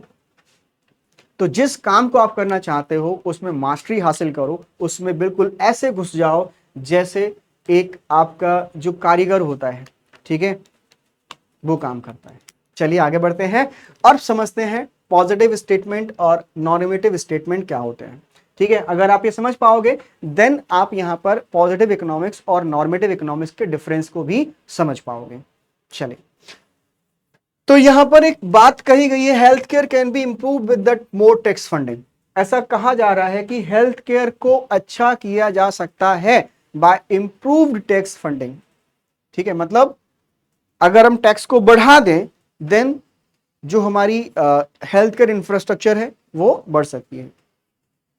ऐसा कई सारे कंट्रीज में हुआ भी होगा, तभी ये बात कही गई है, लेकिन ऐसा हर जगह होगा ऐसा जरूरी नहीं है। बिकॉज आपने कितना टैक्स कलेक्शन बढ़ाया है ये मैटर नहीं करता, मैटर ये करता है कि how you utilised the collected funds. अब घोटाला हो गया तो क्या करोगे बताइए, उसमें तो किसी का कोई जोर नहीं है ना, है ना। आपने ये भी बोला कि भाई टैक्स बढ़ाएंगे तो हमारा हेल्थ केयर इंफ्रास्ट्रक्चर अच्छा होगा, लेकिन अगर बीच में घोटाला हो गया तो आपकी तो बात खत्म हो गई। Pollution control is effective through a system of fines. एक बात सोचो, बताओ जरा, कितने लोगों को फांसी दी जाती है अगर वो रेप करते हैं? कितने लोगों को लाइफ टाइम इंप्रिजनमेंट दिया जाता है अगर वो रेप करते हैं? कई सारे ऐसे केसेस हुए हैं जहां पर आपके देश में एनकाउंटर हुए हैं, ठीक है। कई सारे ऐसे लोग हैं जहां पर उन्होंने कुछ गलत किया और उनको भीड़ ने ऑन द स्पॉट जजमेंट उनका दे दिया, उनको मार दिया। क्या क्राइम कम हो गया? क्या क्राइम कम हो गया? ऐसा तो नहीं है ना। हम ऐसा कह सकते हैं कि अगर आप फाइन ज्यादा लगाओगे तो कुछ हद तक पॉल्यूशन कंट्रोल हो सकता है, लेकिन सिर्फ फाइन लगाने से काम नहीं चलेगा, आपको अवेयरनेस लानी होगी, ठीक है, कि क्या गलत है और क्या सही है। तो ये स्टेटमेंट आपका कुछ हद तक सही हो भी सकता है और नहीं भी हो सकता है। Society ought to provide homes for all, ठीक है, समाज को सभी के लिए घर उपलब्ध कराना चाहिए। Any strategy aimed at reducing factory closures in deprived areas would be helpful, ठीक है। आप कोई भी ऐसी स्ट्रेटजी अपनाते हो जिससे कि जो दूर दराज के इलाके हैं वहां की फैक्ट्री नहीं बंद हो, क्योंकि वहां से लोगों को क्या मिल रहा है, रोजगार मिल रहा है, एम्प्लॉयमेंट गेन कर रहे हैं वो लोग, ठीक है, उनका लाइवलीहुड का सवाल है। तो वहां पर फैक्ट्री जो है ना वो बंद नहीं होनी चाहिए, इससे क्या होगा, वहां के लोगों को नुकसान होगा और ये ऐसा रोकना चाहिए। तो यहां पर आप क्या देख रहे हो, यहां पर कुछ ऐसे स्टेटमेंट आपको दिए गए हैं कि ऐसा होना चाहिए, ऐसा किया जाना चाहिए, ठीक है, it should be done, it ought to be done. These all are known as normative statement, ठीक है। तो नॉर्मेटिव स्टेटमेंट क्या करते हैं, contains a value judgement which can not be verified by the resort to investigation और research, ठीक है। जैसे यहां पर आपको ये बोला गया कि अगर फाइन बढ़ा देंगे तो यहां पर पॉल्यूशन रिड्यूस हो जाएगा, ठीक है। तो आप इसको वेरीफाई नहीं कर सकते कि केवल ये क्या है, एक वैल्यू जजमेंट है कि हाँ ऐसा होगा तो ऐसा यहां पर देखने को मिलेगा, है ना। लेकिन इसको वेरीफाई नहीं कर सकते कि किसी कंट्री में अगर ऐसा हुआ था तो वहां पर कुछ पेपर पब्लिश किए गए तो देखा गया कि हाँ वहां का पॉल्यूशन लेवल कम हुआ है, इसको वेरीफाई नहीं कर सकते इस तरह से, ठीक है। तो ये क्या कहलाते हैं, आपके नॉर्मेटिव स्टेटमेंट कहलाते हैं। फिर पॉजिटिव स्टेटमेंट क्या होते हैं, कैपेबल ऑफ बीइंग वेरीफाइड और refuted by resorting to fact of further investigation. Positive statement वो होते हैं जिनको कि आप वेरीफाई कर सकते हो इन्वेस्टिगेशन के जरिए बाय द रिसर्च। जैसे आपसे बोला जाए Apple is red, Apple is red, तो आप वेरीफाई कर सकते हो, हाँ भाई एप्पल का कलर कैसा होता है, रेड होता है। ठीक है। Sun rises in the east, आप बोल सकते हो बिल्कुल सही बात है, ये आपका वेरीफाई किया जा सकता है कि जो भारत है वहां पर पूर्व में सूर्य का उदय होता है। ठीक है। तो जो सही है, व्हाट इज, क्या है, तो वो क्या है आपका, ये पॉजिटिव स्टेटमेंट है। अब अगर आपको इतनी बात समझ में आ गई है तो हम आगे बढ़ते हैं और समझते हैं पॉजिटिव इकोनॉमिक्स क्या होता है। तो पॉजिटिव इकोनॉमिक्स वो ब्रांच है इकोनॉमिक्स की जो डील करती है what are the economic problems and how they are actually solve. ठीक है, आई बात समझ में। तो पॉजिटिव इकोनॉमिक्स वो ब्रांच है इकोनॉमिक्स की जो कि डील करती है, जिसमें बात की जाती है what is the branch of economics, यहां पर बात की जाती है कि वास्तव में प्रॉब्लम क्या है। Inflation is 7.45% in this quarter. तो यहां पर क्या बात करें, हम एग्जैक्ट फिगर बता रहे हैं, हम उसको वेरीफाई कर सकते हैं, चेक कर सकते हैं with the help of the data published by the CSO. ठीक है, पता लगाया जा सकता है ना कि इन्फ्लेशन का रेट क्या चल रहा है, हमारी नेशनल इनकम क्या है, हम उसको पता लगा सकते हैं, हमारी गवर्नमेंट इस समय जो डेफिसिट है वो पता लगा सकते हैं। तो कोई भी ऐसी चीज जिसको पता लगाया जा सकता है with the help of research, वो क्या है आपका, वो क्या है, पॉजिटिव इकोनॉमिक्स है। अब गवर्नमेंट का डेफिसिट लगातार बढ़ता जा रहा है तो उसको कम किया जाएगा। ठीक है, what is the root cause, what is the root cause and how it is actually solve, उसको कैसे हम लोग कम करेंगे। ठीक है, कैसे कम करेंगे डेफिसिट को, विद द इंक्रीज्ड रेवेन्यू। ठीक है, रेवेन्यू को बढ़ाकर हम उसको क्या करेंगे, कम करेंगे। ठीक है, तो ये क्या है आपका पॉजिटिव इकोनॉमिक्स है। ठीक है, पॉजिटिव इकोनॉमिक्स क्या है, what is the branch of economics है जहां पर हम बात करते हैं कि वास्तव में समस्या क्या है। ठीक है, और उसको कैसे दूर किया जाना चाहिए। ठीक है, आगे बढ़ते हैं। फिर नॉर्मेटिव इकोनॉमिक्स क्या होता है। नॉर्मेटिव इकोनॉमिक्स में क्या होता है कि यहां पर हम लोग बात करते हैं व्हाट ऑट टू बी, क्या होना चाहिए। ठीक है, व्हाट शुड बी, तो what should be branch of the economics क्या कहलाती है आपकी, बताइए।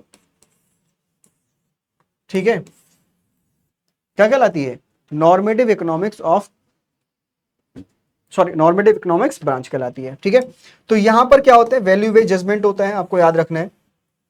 ठीक है, ये सब्जेक्टिव नेचर का होता है, यहां पर आप यहां पर बहस कर सकते हो लेकिन उसको प्रूव नहीं कर सकते। ठीक है, तो ये है आपका नॉर्मेटिव इकोनॉमिक्स।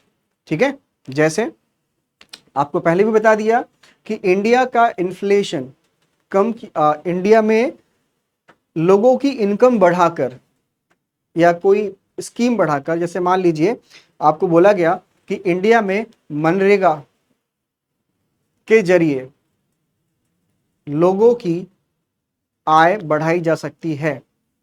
ठीक है, तो आप इसको बहुत ज्यादा वेरीफाई नहीं कर सकते कि वास्तव में ऐसा हुआ होगा या वास्तव में ऐसा होता है।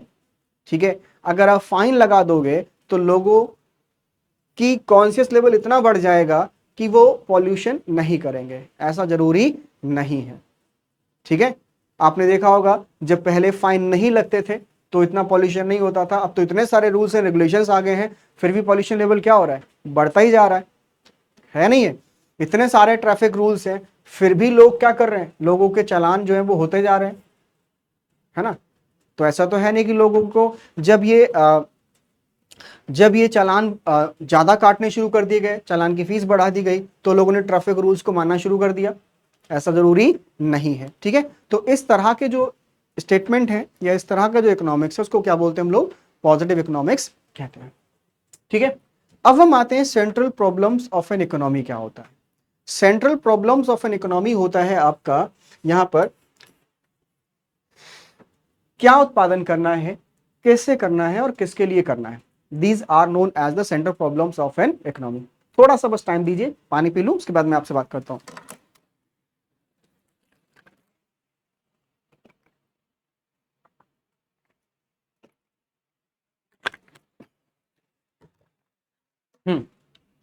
देखो, आपको सबको पता है कि जब हम इकोनॉमिक्स की शुरुआत करते हैं तो वहां पर आपके जो रिसोर्सेस हैं वो क्या हैं, लिमिटेड हैं, स्केर्स हैं, ठीक है।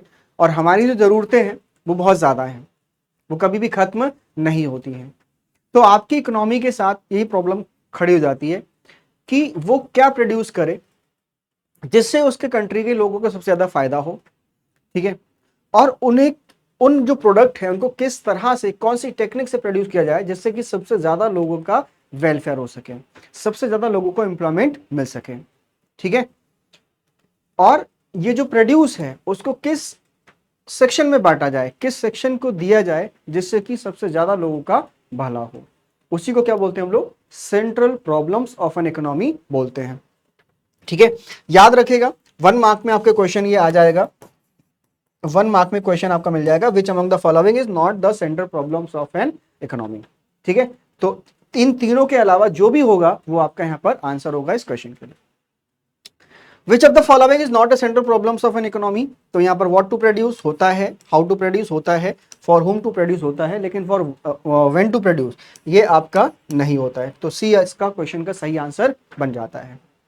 अब चलिए बात करते हैं यहां पर व्हाट टू प्रोड्यूस क्या होता है, व्हाट टू प्रोड्यूस क्या होता है। तो देखो यार, अगर मैं बात करूं किसी भी इकोनॉमी में, तो किसी भी इकोनॉमी में दो तरह के लोग रहते हैं, दो तरह के लोग यहां पर रहते हैं, ठीक है। कंज्यूमर जो है, ठीक है, वो दो तरह के हैं।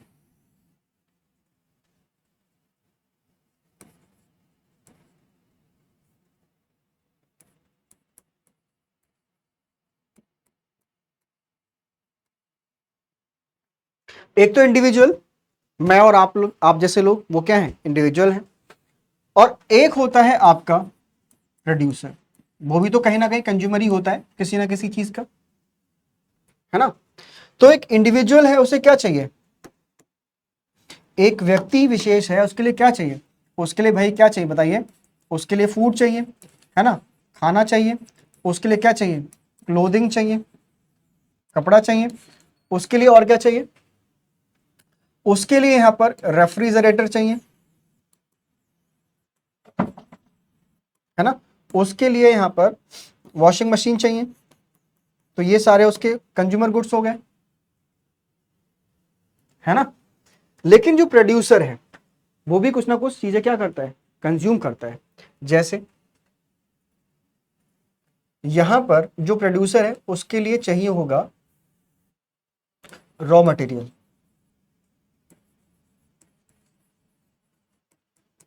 क्या चाहिए होगा, रॉ मटेरियल। उसके लिए चाहिए होगा मशीनरी, क्या चाहिए होगा, मशीनरी।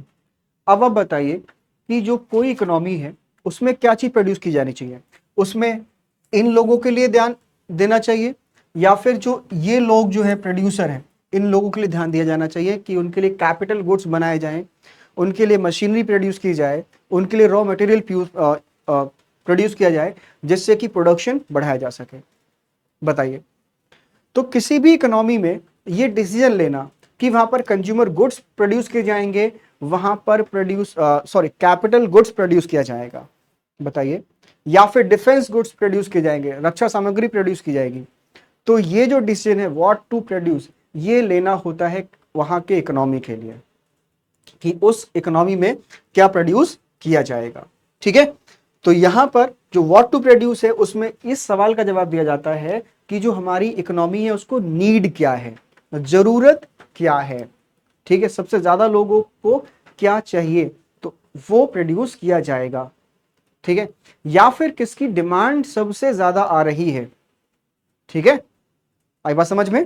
तो यहां पर क्या प्रोड्यूस किया जाएगा वो दो फैक्टर्स पर डिपेंड करता है कि नीड सबसे ज्यादा किस चीज की है हमारी सोसाइटी के लिए, या फिर उनका वेलफेयर को मैक्सिमाइज करने के लिए, या फिर डिमांड किस चीज की सबसे ज्यादा आ रही है। ठीक है, आगे बढ़ते हैं और समझते हैं यहां पर हाउ टू प्रोड्यूस क्या होता है। अब देखो एक बात समझो कि अगर आपको अपने फील्ड में, फार्म में काम कराना है, तो सबसे पहला तो ऑप्शन ये है कि आप अपने गांव में पड़ोस के लोगों के पास जाइए और उनसे हेल्प मांगिए कि भाई मेरे कल खेत में गन्ना बोया जाना है और आपको मैं यहां पर पैसा दूंगा, आप मेरे खेत में गन्ना बो के चले आना। दूसरा ऑप्शन क्या है कि एक आप ऐसे व्यक्ति के पास जाइए, ऐसे पर्सन के पास जाइए जिसके पास कोई मशीनरी है। मशीन में क्या होता है, आप गन्ना डालिए और वो काट के गन्ना क्या करेगी, आपके खेत में बो देगी।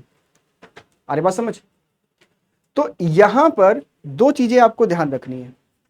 हाउ टू प्रोड्यूस टेक्निक में आप दो चीजों को याद रखते हो कि लेबर इंटेंसिव टेक्निक होगी या फिर आपका कैपिटल इंटेंसिव टेक्निक होगी। अब आपको डिसाइड करना है कि मेरे लिए इकोनॉमिकल कौन है, मेरे लिए लेबर ज्यादा सस्ती पड़ रही है या फिर मेरे लिए मशीन या फिर टूल्स के जरिए काम कराना ज्यादा आसान हो जा रहा है। ठीक है, वो आपको डिसाइड करना है। तो इकोनॉमी डिसाइड करती है कि उसे किस चीज की हेल्प लेनी है फॉर द प्रोडक्शन। जैसे अगर कोई इकोनॉमी जहां पर लेबर अवेलेबल ही नहीं है, जैसे यूएस इकोनॉमी, ठीक है, तो यूएस इकोनॉमी क्या करती है, ठीक है, यूएस इकोनॉमी की अगर हम बात करें तो वहां पर जो टेक्निक अपनाई जाएगी वो क्या होगी, वो होगी आपकी कैपिटल इंटेंसिव टेक्निक। मतलब वहां पर मशीनरी का यूज किया जाएगा जिससे प्रोडक्शन को बढ़ाया जा सके या प्रोडक्शन को किया जा सके। ठीक है, for a country like India, अगर हम बात करें एक देश जो कि भारत जैसा देश है, उसके लिए क्या काम करेगा। ठीक है, तो अगर मैं बात करूं इंडियन इकोनॉमी की, तो इंडियन इकोनॉमी में क्या होगा, यहां पर हम लोग लेबर इंटेंसिव टेक्निक को ज्यादा यूज करते हैं क्योंकि हमारे यहां पर लेबर क्या है, सस्ता है। लेबर क्या हमारे यहां पर सस्ता है। ठीक है, तो कैसे प्रोड्यूस करना है, यहां पर आप क्या देखते हो कि हमारे लिए कौन सी टेक्निक इकोनॉमिकल है। ठीक है, जिससे सबसे ज्यादा लोगों को क्या मिल रहा है, फायदा हो रहा है और हमारी कॉस्ट भी कम आ रही है। ठीक है, कोई दिक्कत नहीं होनी चाहिए। आगे बात करते हैं फॉर होम टू प्रोड्यूस। अब समस्या आती है कि हमने जो प्रोड्यूस किया है उसको किसके लिए बेचा जाएगा। ठीक है, अब एक तो वो लोग हैं जो कंट्री में सबसे ज्यादा टैक्स देते हैं, उनके लिए ही सर्विसेज दी जाए।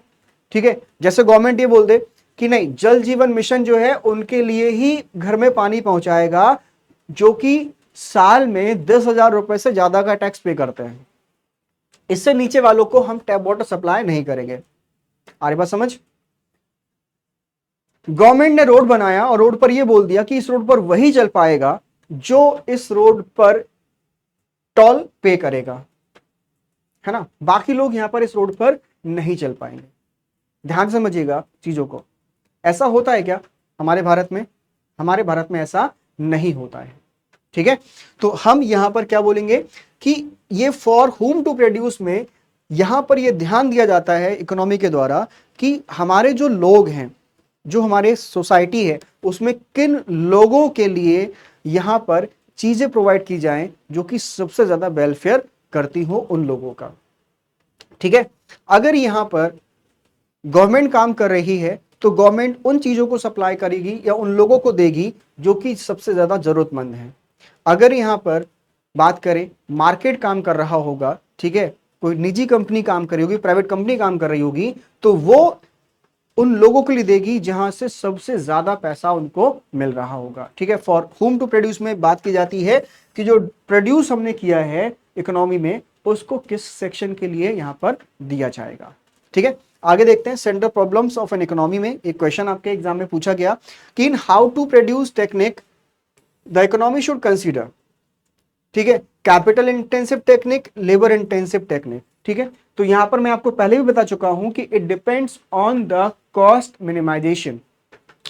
कॉस्ट इफिशिएंट कौन सा है आपके लिए। ठीक है, लेबर है तो लेबर को लगाओ, कैपिटल है तो कैपिटल को लगाओ। ठीक है, तो यानी कि option number C that is both A and B are correct. ठीक है, अब एक नेक्स्ट क्वेश्चन आता है आपका, मॉडल्स ऑफ इकोनॉमी क्या होते हैं। ठीक है, या इकोनॉमिक सिस्टम्स क्या होते हैं। तो इकोनॉमिक सिस्टम आपके तीन होते हैं, मार्केट होता है, नॉन मार्केट होता है और मिक्स्ड होता है। ठीक है, कोई भी इकोनॉमी आपका तीन ही कैटेगरी में बांटी जा सकती है, या तो वो मार्केट इकोनॉमी हो, या फिर सेंट्रली प्लान्ड इकोनॉमी हो जिसको सोशलिस्ट कहते हैं, या फिर वो मिक्स्ड इकोनॉमी हो। ठीक है, तो चलते हैं समझते हैं कि मार्केट इकोनॉमी क्या होता है। तो मार्केट इकोनॉमी एक ऐसी इकोनॉमी होती है जहां पर what to produce, how to produce and for whom to produce, these decisions are taken by the individual firms और the private firms.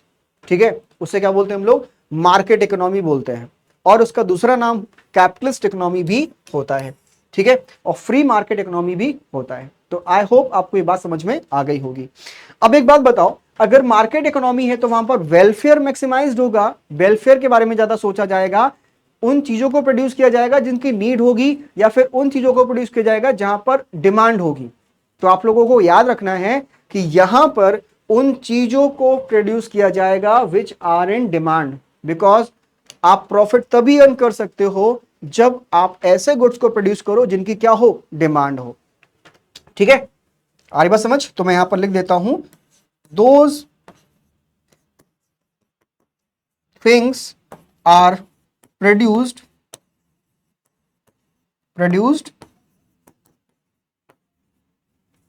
Which are in demand. ठीक है, क्योंकि मार्केट है, सब फैक्टर्स ऑफ प्रोडक्शन है वो किसके पास में है, वो इंडिविजुअल और प्राइवेट फर्म्स के हाथ में है। गवर्नमेंट का रोल यहाँ पर मिनिमल है। ठीक है, तो हर कोई क्या करेगा, हर कोई यहाँ पर अपने प्रॉफिट को बढ़ाना चाहेगा। प्रॉफिट कैसे बढ़ाया जाए, कोई दिक्कत नहीं होनी चाहिए। अब ठीक है, आगे बात करते हैं, सेंट्रली प्लान्ड इकोनॉमी के बारे में समझते हैं। तो सेंट्रली प्लान्ड इकोनॉमी एक ऐसी इकोनॉमी होती है जहां पर जो डिसीजन है what to produce, how to produce and for whom to produce, ठीक है, वो कौन देखेगा, वो आपकी गवर्नमेंट देखेगी। दूसरी बात आती है कि जो फैक्टर ऑफ प्रोडक्शन है वो किसके पास रहेंगे, तो these our own by the government. ठीक है, किसके पास रहेंगे, वो गवर्नमेंट के पास रहेंगे। The state control the distribution of goods and services among the society. जो सरकार है वो डिसाइड करेगी कि यहां पर किन चीजों को प्रोड्यूस और किन लोगों को यहां पर ये सर्विसेज दी जाए। ठीक है, और दूसरी बात ये है कि यहां पर वेलफेयर सेंटर्ड होगा। ठीक है, लोगों का सबसे ज्यादा भला किस चीज में है वो बात यहां पर सोची जाएगी, इसीलिए इसको क्या बोलते हैं, सोशलिस्ट इकोनॉमी भी कहते हैं। तो यहां पर एक बात यहां पर लिख देता हूं मैं। ठीक है, यहां क्या होगा, ये आपका वेलफेयर सेंटर्ड होगी। ठीक है, वेलफेयर सेंटर्ड होगी, यहां पर आपका सबसे ज्यादा भला किसमें होगा, लोगों का कल्याण किसमें हो रहा है उस पर बात की जाएगी। ठीक है, जैसे आपका यहां पर हम लोग एक ले सकते हैं अर्स्ट वाइल यूएसएसआर। ठीक है, जो पहले यूएसएसआर था, ठीक है, किसी टाइम पर जो यूएसएसआर हुआ करता था जो कि बाद में 1991 में टूट गया। ठीक है, तो ये क्या था आपका, यहां पर सेंट्रली प्लान्ड इकोनॉमी था। ठीक है, और एक आप ले सकते हो चाइना। ठीक है, चाइना क्या है, आपका एक ऐसा कंट्री है जो कि फोकस करता है यहां पर सोशलिस्ट पैटर्न पर। ठीक है, उसके बाद यहां पर एक बात और ले सकते हो कि ये जो है यहां पर सबसे ज्यादा प्रॉफिट काम करता है, प्रॉफिट मैक्सिमाइजेशन यहां पर काम करता है लोगों के लिए। ठीक है, याद रखेगा। ठीक है, एग्जाम्पल में ले सकते हो आप लोग यहां पर यूएस, यूनाइटेड स्टेट्स को। अब आता है आपका mixed economic system. Mixed economy में क्या होता है कि यहां पर जो चीजें कैपिटलिज्म की अच्छी हैं, जो चीजें यहां पर सोशलिज्म की अच्छी हैं, उनको यहां पर ध्यान में रखा जाता है। क्यों, क्योंकि अगर सारे फैक्टर्स ऑफ प्रोडक्शन अगर आप स्टेट के कंट्रोल में दे दोगे तो लोगों के अंदर क्या होगा, लोगों के अंदर एक ऐसा एक ह्यूमन डेवलप हो जाएगा कि यार काम करो तो भी पैसा मिलता है, नहीं काम करो तो भी पैसा मिलता है, तो मैं क्यों काम करूं। आ रही बात समझ। दूसरी बात यह है कि मैं जब 2 घंटे काम करूं तो भी मुझे उतना ही मिलता है, 4 घंटे काम करूं तो भी मुझे उतना ही मिलता है, अगर मैं बहुत ज्यादा इफिशियंसी से काम करूं तो भी मुझे उतना ही मिलता है, तो मैं न्यू इनोवेशन क्यों करूं। आ रही बात समझ। तो आपने देखा होगा बहुत सारे जो पब्लिक सेक्टर अंडरटेकिंग्स हैं वो उतना अच्छा परफॉर्म नहीं कर रहे जितना प्राइवेट सेक्टर परफॉर्म कर पा रहा है ना। वही दूसरी चीज है कि सभी लोगों तक बेहतर और कह सकते हैं कि आप अच्छी सुविधाएं, ठीक है, अच्छे सर्विसेज, बेटर सर्विसेज नहीं दे सकते स्टेट कंट्रोल एंटरप्राइजेस के जरिए। फॉर एग्जांपल बीएसएनएल अगर आज भी होता तो आप लोग आज 5G के बारे में बात नहीं कर रहे होते, क्योंकि प्राइवेट एंटरप्राइज मार्केट में आते हैं तो वहां से ही आपके इकोनॉमी का थोड़ा सा बेटर सर्विसेज देने का मूड बनता है, क्योंकि कंपटीशन आता है। ठीक है, स्टेट इकोनॉमी में कभी भी कंपटीशन नहीं होगा, याद रखेगा। प्राइवेट इकोनॉमी जो है या कैपिटलिस्ट इकोनॉमी है, वो प्रॉफिट बनाते ही कब है, जब वो बेटर सर्विसेज दे पाएंगे। ठीक है, और मिनिमम कॉस्ट पर, तो क्या होगा, लोग उनको परचेज करेंगे या उस प्रोडक्ट को खरीदेंगे, जिससे क्या होगा, मार्केट में कंपटीशन बढ़ता है। ठीक है, तो स्टेट इकोनॉमी में लो लेवल ऑफ कंपटीशन होता है, और आपका जो मार्केट इकोनॉमी है वहां पर हाई लेवल ऑफ कंपटीशन आपको देखने को मिलता है। ठीक है, तो सोशलिस्ट मिक्स्ड इकोनॉमिक पैटर्न पर क्या होगा, आपको देखने को मिलेगा कि यहां पर कैपिटलिज्म और सोशलिज्म दोनों का एक बेहतर ब्लेंड है, नॉट अ मिक्सचर, ब्लेंड है दोनों का। ठीक है, coexistence of private and public sectors. अगर आपको पानी पीना है, आपको प्यास लगी है, ठीक है, तो आपके पास क्या है, आपके पास बॉटल है पानी के लिए। ठीक है, पानी के लिए आपके पास क्या है, बॉटल है, आप वहां से पी सकते हो बिस्लरी की बॉटल खरीद के। दूसरी चीज, अगर आपको पानी पीना है और आपको प्यास लगी है, आपके जेब में पैसा नहीं है, तो आप किसी भी टैप वाटर जाकर क्या कर सकते हो, गवर्नमेंट ऑफ इंडिया क्या चला रही है, जल जीवन मिशन चला रही है। क्या चला रही है, जल जीवन मिशन चला रही है। ठीक है, तो जल जीवन मिशन से भी क्या हो रहा है, वाटर सप्लाई की जा रही है, जो कि अभी फ्री ऑफ कॉस्ट है। तो आपके पास दोनों ऑप्शन अवेलेबल हैं। ठीक है, अगर आपको प्योर डिस्टिल्ड अनटच्ड वाटर चाहिए तो आप बिस्लरी खरीदिए। अगर आप नहीं जाना चाहते हो कि पैसे नहीं है, तो आप लोग यहाँ जल जीवन मिशन से भी यहाँ पर खरीद सकते हो, पी सकते हो पानी।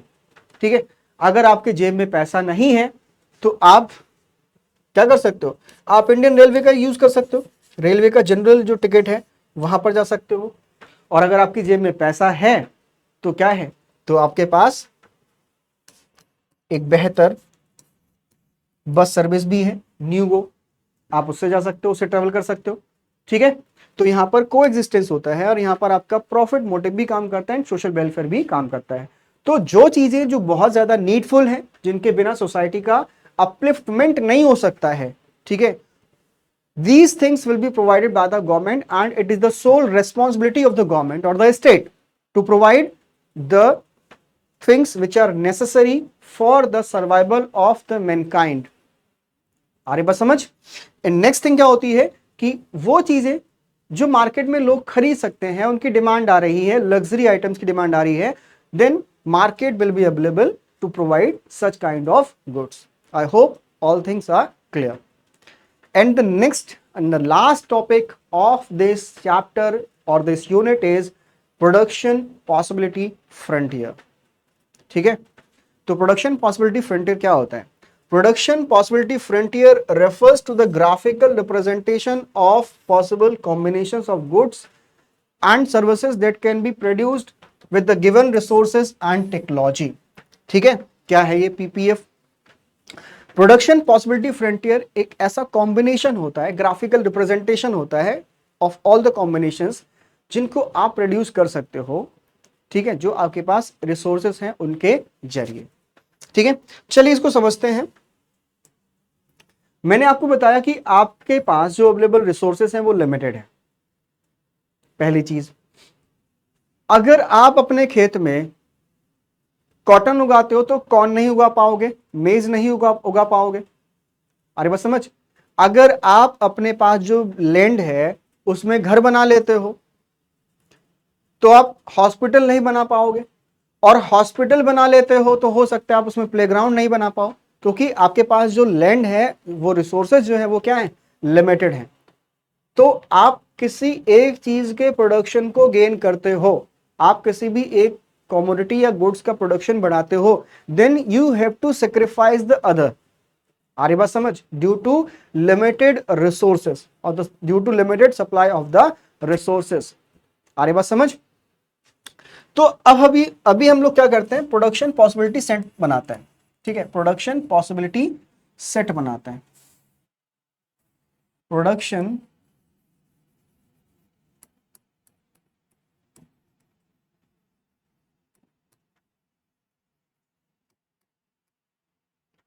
पॉसिबिलिटी सेट बनाते हैं। ठीक है, देखो ये क्या होता है।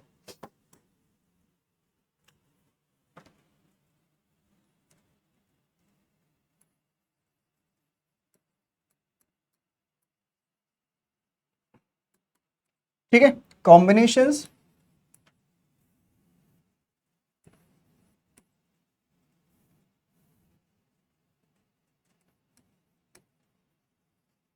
मेज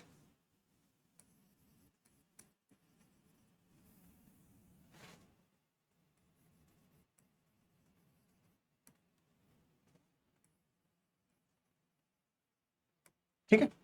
देखो हम ये कर क्या रहे हैं, हम प्रोडक्शन पॉसिबिलिटी सेट बना रहे हैं। अभी क्या होता है उसको आप समझ जाओगे खुद ही। यहां पर हम डिफरेंट डिफरेंट कॉम्बिनेशंस लेंगे जो कि हम गुड्स को प्रोड्यूस कर सकते हैं। तो हमने गुड्स क्या लिए हैं, यहाँ पर कमोडिटीज क्या लिए, एक तो हमने अपना मेज लिया है और कॉटन लिया है। हमारे पास एक लिमिटेड खेत है, लिमिटेड फील्ड है, उस फील्ड में with the help of limited technology और द अवेलेबल टेक्नोलॉजी हमें कुछ प्रोड्यूस करना है, ठीक है, and with the help of labour. तो हर जो रिसोर्सेज यहाँ प्रोड्यूस की जा रही है वहां पर आपको याद रखना है कि उसके लिए जो अवेलेबल टेक्निक है वो फुल्ली इफिशिएंट नहीं होती हर चीज को प्रोडक्शन करने के लिए। जैसे कोई व्यक्ति जो है, कोई पर्सन जो है वो बालूशाही बहुत अच्छी बनाता है, लेकिन वो रसमलाई इतनी अच्छी नहीं बना सकता, है ना। कोई पर्सन जो है वो जूते बहुत अच्छे बनाता है, लेकिन वो कपड़े उतने अच्छे नहीं सिल सकता। आ रही बात समझ। तो अगर यहां पर उस पर्सन के लिए जो कि जूते बहुत अच्छे बनाता है, अगर आप उसको एम्प्लॉय कर दोगे किस काम के लिए, कपड़े बनाने के लिए, तो शायद उसकी इफिशियंसी जो वो क्या हो जाएगी, कम हो जाएगी, उसकी कैपेसिटी टू प्रोड्यूस पहले से कम हो जाएगी। तो जैसे अगर हम ए कॉम्बिनेशन लें और उस ए कॉम्बिनेशन में हमने यहां पर मेज को उगाया कितना, 0, और हमने कॉटन को कितना उगाया, 10 यूनिट्स। अगर मैं अपने फील्ड में केवल कॉटन उगाता हूं तो मैं 10 यूनिट्स ऑफ कॉटन को प्रोड्यूस कर पाऊंगा। लेकिन अगर मैं यहां पर मेज को उगाता हूं तो 0, क्योंकि मेरे पास उतना ही लैंड है। दूसरा कॉम्बिनेशन अगर आप देखो तो यहां पर आप क्या देखोगे कि अगर मैं यहां पर 1 यूनिट प्रोडक्शन करता हूं मेज का, तो यहां पर मैं क्या कर पाऊंगा, 9 यूनिट्स ऑफ कॉटन को प्रोड्यूस कर पाऊंगा।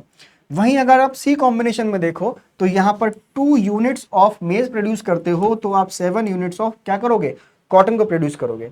वहीं अगर आप डी कॉम्बिनेशन देखो तो यहां पर आप 3 यूनिट्स ऑफ मेज प्रोड्यूस करोगे और यहां पर आप 4 यूनिट्स ऑफ कॉटन को प्रोड्यूस करोगे, ठीक है। तो आप यहां पर क्या देख पा रहे हो, एक पैटर्न आप देखिए कि यहां पर हमने क्या किया है। अगर यहां पर हम 1 यूनिट से प्रोडक्शन को बढ़ा रहे हैं, हर बार 1 यूनिट से प्रोडक्शन को बढ़ाया जाता है, देन यहां क्या हो रहा है, यहां पर हमको सेक्रीफाइस करना पड़ रहा है, सेक्रीफाइस करना पड़ रहा है क्या, कॉटन के प्रोडक्शन को, ठीक है। फिर ई कॉम्बिनेशन देखो आप, ई कॉम्बिनेशन क्या है कि यहां पर आपने फिर 1 यूनिट प्रोडक्शन बढ़ाया है, लेकिन यहां क्या हुआ, यहां पर आपका ये 0 हो गया, यहां पर आपका ये 0 हो गया, ठीक है। ऐसा इसलिए हुआ है क्योंकि जो लेबर है, जो रिसोर्सेस हमारे पास अवेलेबल हैं, वो इक्वली इफिशिएंट नहीं है मेज को उगाने के लिए और कॉटन को उगाने के लिए, ठीक है। तो यहां क्या हो रहा है कि आप जैसे जैसे 1 यूनिट प्रोडक्शन बढ़ा रहे हो मेज का, वैसे वैसे आपका कॉटन को आपको क्या करना पड़ रहा है, सेक्रीफाइस करना पड़ रहा है। आ रही बात समझ। आई होप आपको ये बात बहुत अच्छे से समझ में आ गई होगी। तो जब आप इस सेट को, ये जो कॉम्बिनेशंस हैं, इनको प्लॉट करते हो ग्राफ में, ग्राफिकल रिप्रेजेंटेशन देते हो, तो उसको क्या बोला जाता है, उसको बोला जाता है आपका production possibility frontier. CUET exam के लिए बहुत इंपॉर्टेंट टॉपिक आपका, यहां से बहुत ज्यादा हर सेट में आपको एग्जाम में क्वेश्चंस देखने को मिले हैं और आगे भी देखने को मिलेंगे, ठीक है। आई होप इतनी बात आपको समझ में आ गई होगी कि what is the production possibility set and what is the production possibility frontier. Okay, तो प्रोडक्शन पॉसिबिलिटी फ्रंटियर क्या है, कॉम्बिनेशन है, ठीक है, graphical representation of all the combinations जो कि आप प्रोड्यूस कर सकते हो, ठीक है, अपने गिवन रिसोर्सेस से एंड द गिवन टेक्नोलॉजी। अब यहां पर अजम्पशंस आपको क्या लेने हैं, सबसे पहली चीज तो कि आप इकोनॉमी में कितने गुड्स प्रोड्यूस कर रहे हो, ओनली 2 फॉर योर कन्वीनियंस, ठीक है, ताकि आपको चीजें अच्छे से समझ में आ जाएं।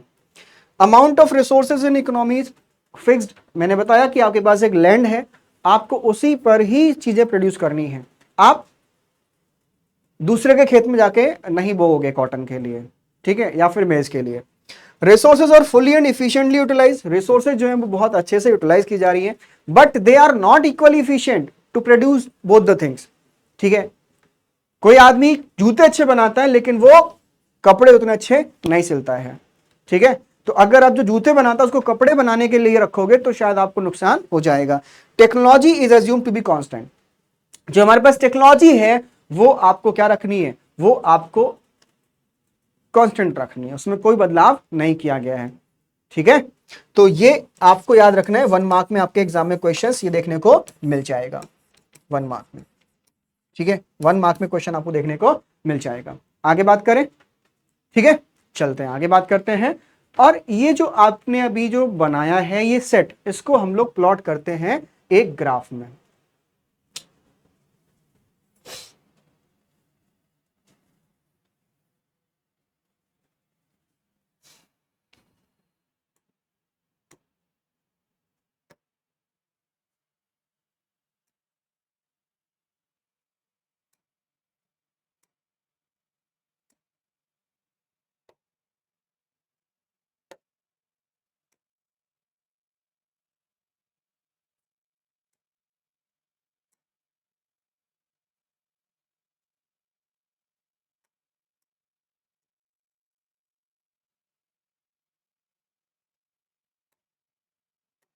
ठीक है,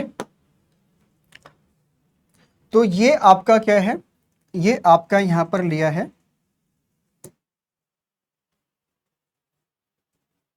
ठीक है। यहां पर हमने जो एक्स एक्सेस है, यहां पर हमने लिया किसके लिए, मेज के लिए, किसके लिए लिया, मेज के लिए।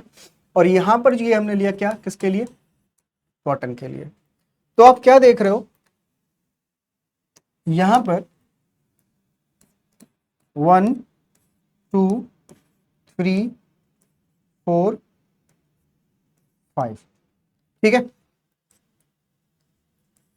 2 4 6 8 10, ठीक है। तो अगर यहां पर आप देखो ये पॉइंट क्या हो गया, 0 हो गया। थोड़ा सा आप अगर दिमाग लगाओ तो जब 0 प्रोडक्शन था बेस का, तो उस समय कॉटन का प्रोडक्शन कितना था, वो आपका था कितना, यहां पर ये कितना था भाई, 10 था कॉटन का प्रोडक्शन, ठीक है। तो ये पॉइंट क्या हो गया आपका, ए हो गया। फिर जैसे ही आपने 1 यूनिट प्रोडक्शन बढ़ाया तो आप यहां पर कितना प्रोड्यूस कर रहे थे, 9, कितना प्रोड्यूस कर रहे थे, 9, ठीक है, एक पॉइंट ही हो गया। जब आपने यहां पर 2 यूनिट ऑफ मेज का प्रोडक्शन किया तो उस समय आपका कॉटन का प्रोडक्शन कितना था, 7 था, 2 पर कितना था, 7 था, ठीक है। 2 पर कितना था आपका, ये 7 था। जब 3rd यूनिट ऑफ मेज आपने प्रोड्यूस किया तो आपने क्या देखा यहां पर कि आपका जो प्रोडक्शन है कॉटन का वो कितना हो गया, 4 हो गया, कितना हो गया, ये 4 हो गया, ठीक है। और जैसे ही आपने यहां पर 4 यूनिट ऑफ मेज प्रोडक्शन किया तो आपका जो कॉटन का प्रोडक्शन है वो क्या हो गया, यहां पर 0 हो गया। अगर आप इस लाइन को क्या करो, मिला दो, क्या करो, ये मिला दो, तो ये जो है वो क्या कहलाता है आपका, वो कहलाता है आपका प्रोडक्शन पॉसिबिलिटी फ्रंटियर। क्या कहलाता है, प्रोडक्शन पॉसिबिलिटी फ्रंटियर, ठीक है। तो ए बी है, और ये पॉइंट आपका, ये पॉइंट क्या है आपका, सी है, ये पॉइंट क्या है आपका, डी है, और ये पॉइंट क्या है आपका, ई है, ठीक है। तो 5 कॉम्बिनेशन हमने यहां पर बनाए थे जो आपको यहां पर प्लॉट किए गए हैं इस ग्राफिकल रिप्रेजेंटेशन में। तो ये जो आपके जो पॉइंट हैं A B C D E, इनको कहा जाता है ऑप्टिमम कॉम्बिनेशंस, ठीक है, फुलर यूटिलाइजेशन ऑफ रिसोर्सेज, ठीक है, जहां पर हम फुलर यूटिलाइजेशन ऑफ रिसोर्सेज कर रहे हैं सारे पॉइंट पर। तो मैं यहां पर लिख देता हूं A B C D E, ये वो पॉइंट है जहां पर आप रिसोर्सेज को फुल्ली यूटिलाइज कर रहे हो, ठीक है, resources are fully utilised, resources are fully utilised, कोई दिक्कत आपको नहीं होनी चाहिए। ठीक है, बस क्या है कि हमने कॉम्बिनेशन चेंज किए हैं और कॉम्बिनेशन चेंज करने के बाद हमारा जो लेवल है प्रोडक्शन का वो एक गुड्स का बढ़ा है और दूसरे गुड्स का क्या हुआ है, कम हुआ है। ठीक है, हमने सेक्रीफाइस किया हुआ है। यहां तक बस में आ गया आपको। अब एक पॉइंट यहां पर लीजिए एफ, एक पॉइंट लीजिए यहां पर एफ। तो ये जो एफ पॉइंट है उस एफ पॉइंट में क्या देखोगे आप, इस पॉइंट पर आपने क्या देखा है कि ये जो पॉइंट है ये आपका अगर यहां पर प्रोडक्शन हो रहा है तो इसको बोलते हैं अंडर यूटिलाइजेशन। ठीक है, पॉइंट एफ जो है वो क्या दिखा रहा है यहां पर, अंडर यूटिलाइजेशन ऑफ रिसोर्सेज। याद रखेगा क्या दिखा रहा है, अंडर यूटिलाइजेशन ऑफ रिसोर्सेज। मैं यहां पर अच्छे से लिख रहा हूं ताकि आपके एग्जामिनेशन में अगर कोई क्वेश्चन आए और आया भी है तो आप उसको अच्छे से अटेम्प्ट कर पाओ। ठीक है, अंडर यूटिलाइजेशन ऑफ रिसोर्सेज। अब अगर यहां पर एक पॉइंट आपको दिया जाए कुछ इस तरह से जी, ठीक है, जी पॉइंट दिया जाए, तो जो जी पॉइंट है आप उसको क्या बोलोगे, ये वो कॉम्बिनेशन है जो कि कभी भी अटेन ही नहीं किया जा सकता है। क्यों, क्योंकि यहां पर हम कभी भी जो रिसोर्सेस हैं उनको बढ़ा नहीं रहे हैं। जब प्रोडक्शन हमारा रिसोर्सेस बढ़े नहीं है तो हम इस पॉइंट पर कभी भी नहीं जा सकते हैं। ठीक है, तो ये क्या होगा, अनअटेनेबल कॉम्बिनेशन हो जाएगा। ठीक है, क्या होगा, ये अनअटेनेबल कॉम्बिनेशन होगा, ये अनअटेनेबल कॉम्बिनेशन होगा ये। ठीक है, कोई दिक्कत नहीं होनी चाहिए, अनअटेनेबल कॉम्बिनेशन। तो इतनी बात आपको समझ में आ गई है। अब एक बात सोचने वाली आती है कि इस ग्राफ का जो शेप है ना वो यहां पर ऐसा ही क्यों है, कुछ अलग क्यों नहीं है। ठीक है, shape of PPC, shape of PPC ये ऐसा ही क्यों है, यहां पर ये जो शेप है वो ऐसा क्यों नहीं है, यहां पर जो शेप है ना वो ऐसा क्यों नहीं है, ऐसा क्यों है बताइए, ऐसा क्यों नहीं है, ऐसा क्यों नहीं है। इसके पीछे भी कारण है। कारण क्या है मैं आपको समझाता हूं, पहले यहां पर हम लिख दें कि ये क्वेश्चन आपका एग्जाम में पूछा जाए तो आप क्या बोलोगे, शेप ऑफ पीपीसी क्या होता है, concave to the origin, concave to the origin.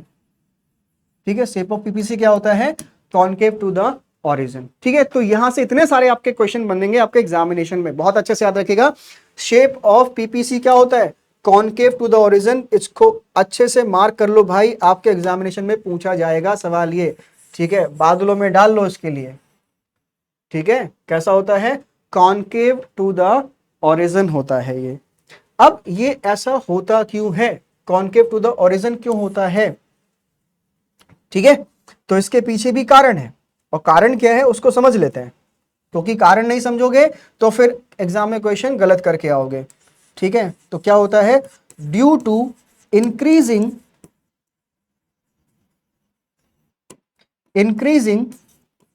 MOC और MRT, due to increasing MOC और एमआरटी। अब ये एमओसी और एमआरटी क्या होते हैं उसको भी समझ लेंगे, लेकिन इतनी बात आपको पहले अच्छे से समझ लेना चाहिए, इसको आप लोग बिल्कुल गांठ बांध लीजिए। पूरा जो मैंने आपको ये ग्राफिकल रिप्रेजेंटेटिव समझाया है वो आपके एग्जामिनेशन में आपको बहुत अच्छा स्कोर दिलाएगा। ठीक है, अब देखो इसको समझते हैं।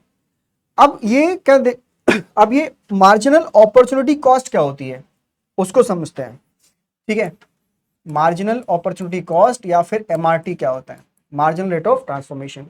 तो आप क्या देखोगे कि यहां पर आपने जो कुछ भी क्या किया, गेन किया, हर एक यूनिट को बढ़ाया, तो उसके बदले में आपने क्या किया, कुछ ना कुछ सेक्रीफाइस किया है। ठीक है, तो जो रेट ऑफ सेक्रीफाइस है, अगर आप एक यूनिट से प्रोडक्शन को बढ़ाते हो किसी भी गुड्स के, तो उसको क्या बोलते हैं, उसको बोलते हैं मार्जिनल अपॉर्चुनिटी कॉस्ट। क्या बोलते हैं उसके लिए, अपॉर्चुनिटी कॉस्ट कहा जाता है। ठीक है, तो यहां पर क्या होगा, ठीक है, एमओसी क्या होगा यहां पर, तो यहां पर ये होगा भाई 1, ए के लिए यहां कितना होगा 0 होगा, बी के लिए कितना होगा 1, ठीक है, सी के लिए कितना होगा यहां पर 2, ठीक है, ये कितना होगा डी के लिए 3 और ई के लिए कितना हो जाएगा 4। तो आप क्या कर देख रहे हो, ये क्या है, ये इंक्रीजिंग ऑर्डर में है। ये किस में है आपको याद रखना है, ये इंक्रीजिंग ऑर्डर में है। ठीक है, एमओसी क्या कर रहा है, MOC is in increasing order, increasing order. ये बात आपको समझ में आ गई? ठीक है, तो एमओसी मार्जिनल अपॉर्चुनिटी कॉस्ट, किसी भी चीज का प्रोडक्शन बढ़ाने के लिए, गुड्स का प्रोडक्शन बढ़ाने के लिए आप कितने गुड्स का सेक्रीफाइस करते हो, तो ये क्या कर रहा है, इंक्रीज कर रहा है। And it is the factor behind the shape of the PPC. कोई दिक्कत नहीं होनी चाहिए। अब अगर हम एमआरटी की बात करें, मार्जिनल रेट ऑफ ट्रांसफॉर्मेशन की, तो इसका फॉर्मूला क्या होता है? ठीक है, एमआरटी यहां पर कितना होगा, ये 0 होगा, ये 1 होगा, ठीक है, ये 2 होगा, ये 3 होगा, और ये कितना होगा, 4 होगा। ठीक है, तो एमआरटी होता है आपका number of units sacrificed upon number of units gain. ठीक है, तो कुल मिलाकर दोनों का फॉर्मूला एक ही बन जाता है, क्योंकि यहां पर आपने कितना गेन किया है वो क्या हो गया, ऊपर आएगा फॉर्मूले में, और कितना आपने यहां पर गेन किया है, सॉरी कितना सेक्रीफाइस किया है वो ऊपर आएगा रेशियो में, और कितना गेन किया है तो आप क्या बोलोगे, हर एक यूनिट का आपने प्रोडक्शन गेन किया है, तो उस 1 की वैल्यू कुछ भी नहीं होती, तो एमओसी और एमआरटी क्या जाते हैं, इक्वल हो जाते हैं। ठीक है, बस आपको डेफिनेशन का थोड़ा सा ध्यान रखना है। अब बात करते हैं कैरेक्टरिस्टिक्स ऑफ पीपीएफ। पीपीएफ जो है वो आपका क्या होता है, डाउनवर्ड स्लोप करता है, स्लोप्स डाउनवर्ड। क्यों? क्योंकि यहां पर आपके पास रिसोर्सेज जो है वो क्या है, कैसी हैं, लिमिटेड है। तो एक गुड्स का प्रोडक्शन बढ़ाने के लिए आपको दूसरे गुड्स का क्या करना पड़ेगा, सेक्रीफाइस करना पड़ेगा। ठीक है, तो यहां पर पीपीएफ इज कॉनकेव शेप्ड होता है, जैसा मैंने आपको बताया अभी, due to increasing marginal rate of transformation या फिर मार्जिनल अपॉर्चुनिटी कॉस्ट। ठीक है, स्लोप्स डाउनवर्ड्स क्यों होता है, क्योंकि किसी भी चीज का प्रोडक्शन बढ़ाने के लिए आपको दूसरी चीज का क्या करना पड़ेगा, सेक्रीफाइस करना पड़ेगा। ठीक है, to gain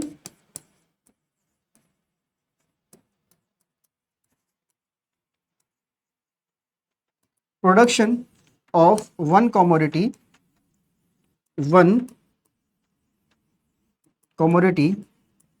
you have to sacrifice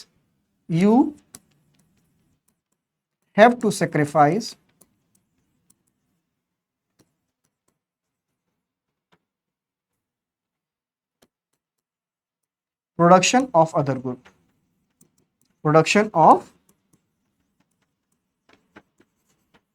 other good. ठीक है, कोई दिक्कत यहां पर आपको होनी नहीं चाहिए। ठीक है, किसी चीज का प्रोडक्शन आप बढ़ा रहे हो तो दूसरे को क्या करना पड़ेगा, आपको सेक्रीफाइस करना पड़ेगा, इसलिए आपका जो स्लोप है वो कैसा होता है, डाउनवर्ड होता है। अपॉर्चुनिटी कॉस्ट क्या होती है, मैंने आपको बता दिया। ठीक है, the next best foregone alternative.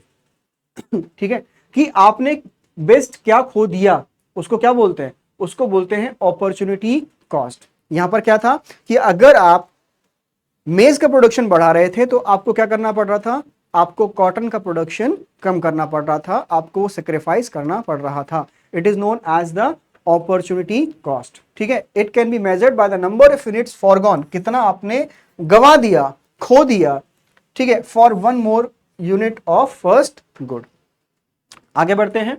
अब ये मार्जिनल अपॉर्चुनिटी कॉस्ट क्या होता है, अपॉर्चुनिटी कॉस्ट तो समझ में आता है कि आपने क्या गवाया है किसी एक के प्रोडक्शन को बढ़ाने के लिए, लेकिन यहां पर एमओसी क्या होता है, एमओसी का मतलब होता है जब कभी भी किसी एक यूनिट से प्रोडक्शन आप बढ़ाते हो किसी भी गुड्स का, then how much units you are going to sacrifice with the production of additional 1 unit of a commodity, उससे क्या बोलते हैं, उससे कहते हैं मार्जिनल अपॉर्चुनिटी कॉस्ट। ठीक है, जैसा आपने यहां पर देखा था कि यहां हम क्या कर रहे थे, एक यूनिट से प्रोडक्शन को बढ़ा रहे थे, and we are sacrificing on the other hand the production of the cotton. ठीक है, तो इन द फर्स्ट केस हमने यहां पर क्या देखा, 0 मेज का प्रोडक्शन है तो 10 यूनिट्स ऑफ कॉटन का प्रोडक्शन हम यहां पर ले रहे हैं। ऑन द अदर हैंड हम यहां पर 1 यूनिट का प्रोडक्शन जब कर रहे हैं तो हम 9 यूनिट का प्रोडक्शन ले रहे हैं। ठीक है, तो एक यूनिट से आपने प्रोडक्शन बढ़ाया and then you are going to lose the production of cotton by the 1 unit, and the other successive production of 2 units or additional 1 unit, then you are going to lose 2 units of production of the cotton. I hope the marginal opportunity cost is clear now. Let's move to the other section. ठीक है, marginal rate of transformation क्या होता है? तो MRT का formula मैंने आपको बताया था। एमआरटी कुछ नहीं है, एमओसी के बराबर ही आप रख सकते हो। बस इतना सा याद रखना कि एमओसी जो है वो रेट बताता है और एमआरटी क्या बताता है? रेशियो बताता है। हालांकि दोनों में आंसर आपका सेम ही आता है। ठीक है, तो आप क्या लिखोगे? Number of units sacrifice, number of units sacrifice. ठीक है, कितना आपने क्या किया है? यूनिट्स को सेक्रीफाइस किया है upon number of units gain, number of units gain. तो आपको याद है कि हर बार क्या कर रहे थे हम लोग? हर बार हम एक यूनिट से प्रोडक्शन को क्या कर रहे थे? बढ़ा रहे थे। ठीक है, तो यहां पर इस वन की वैल्यू कुछ भी नहीं होती, तो एमओसी और एमआरटी क्या जाते हैं? इक्वल हो जाते हैं। I hope this is clear now. अगली बात करते हैं कि अगर आपका क्वेश्चन ये पूछा जाता है कि क्या पीपीसी या PPF production possibility frontier right word move कर सकता है? यस, राइट वर्ड मूव होता है पीपीसी, राइट वर्ड मूव होता है पीपीसी। ठीक है, राइट वर्ड शिफ्ट होता है।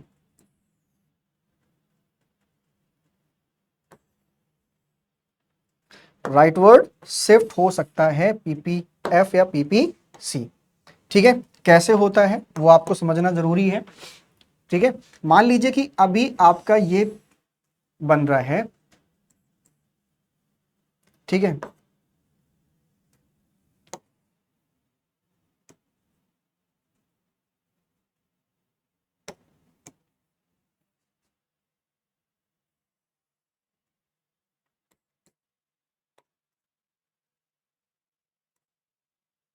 ठीक है, तो ये आपका ये जो कर्व है ये आपका पीपीएफ है। ठीक है, पी से जो डिनोट किया गया है।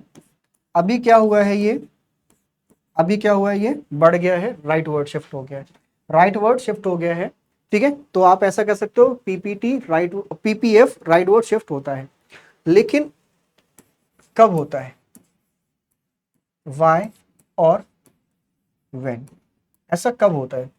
तो देखो, जब कभी भी किसी भी इकोनॉमी में जो गुड्स के प्रोडक्शन की कैपेसिटी है वो बढ़ जाती है, प्रोडक्शन कैपेसिटी बढ़ जाती है, तो उस कंडीशन में आपका जो पीपीएफ है वो राइट वर्ड शिफ्ट होता है, राइट वर्ड शिफ्ट होता है। ठीक है, तो आप ऐसा लिख सकते हो increase in resources, increase in resources. अगर किसी कंट्री के पास रिसोर्सेस बढ़ जाए, फॉर एग्जाम्पल, ठीक है, एग्जाम्पल पॉपुलेशन, पॉपुलेशन बढ़ जाती है तो क्या होगा? वो ज्यादा प्रोडक्शन ले पाएंगे, ज्यादा प्रोडक्शन ले पाएंगे। ठीक है, वहीं दूसरी तरफ inflow of foreign capital, inflow of foreign capital.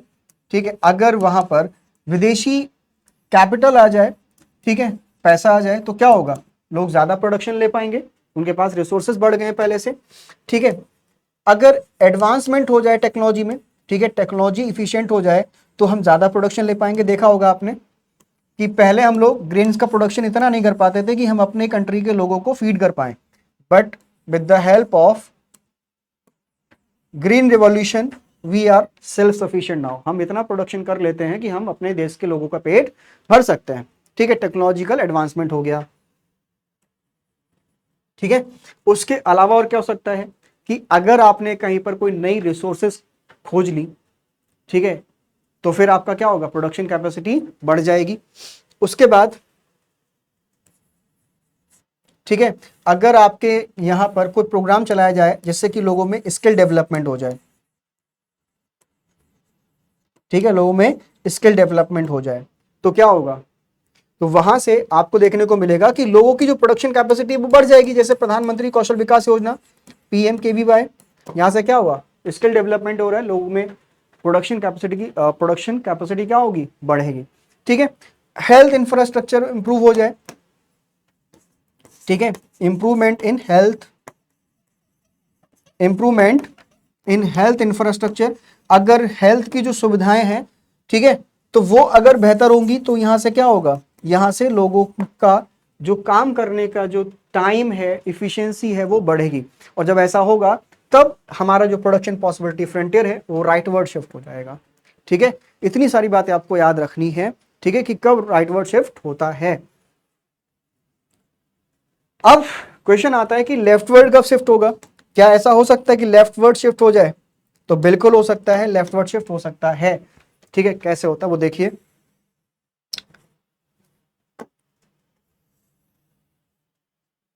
ठीक है, तो यहां पर ये हमारा जो ग्राफ है, ठीक है, ये पीपी कर्व है। अब यहां से क्या हुआ कि ये लेफ्टवर्ड शिफ्ट हुआ, किधर शिफ्ट हुआ? ये लेफ्टवर्ड शिफ्ट हुआ। ठीक है, पीछे की तरफ आ गया है ये।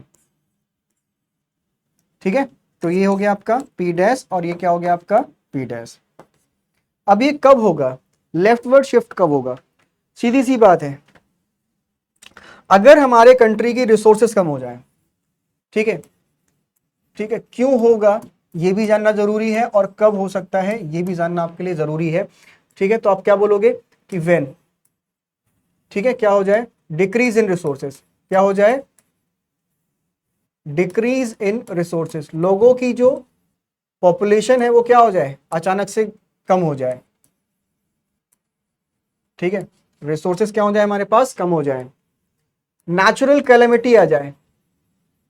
ठीक है, कोई आपदा आ गई, तो जब आपदा आ गई तो क्या होगा भाई? सीधी सी बात है कि हमारी जो प्रोडक्शन कैपेसिटी है वो घट जाएगी उतने समय के लिए, है ना? तो ये लेफ्टवर्ड शिफ्ट हो जाएगा। फिर और क्या हो सकता है? Outflow of, outflow of foreign capital. ठीक है, जो विदेशी पैसा है वो क्या हो जाए?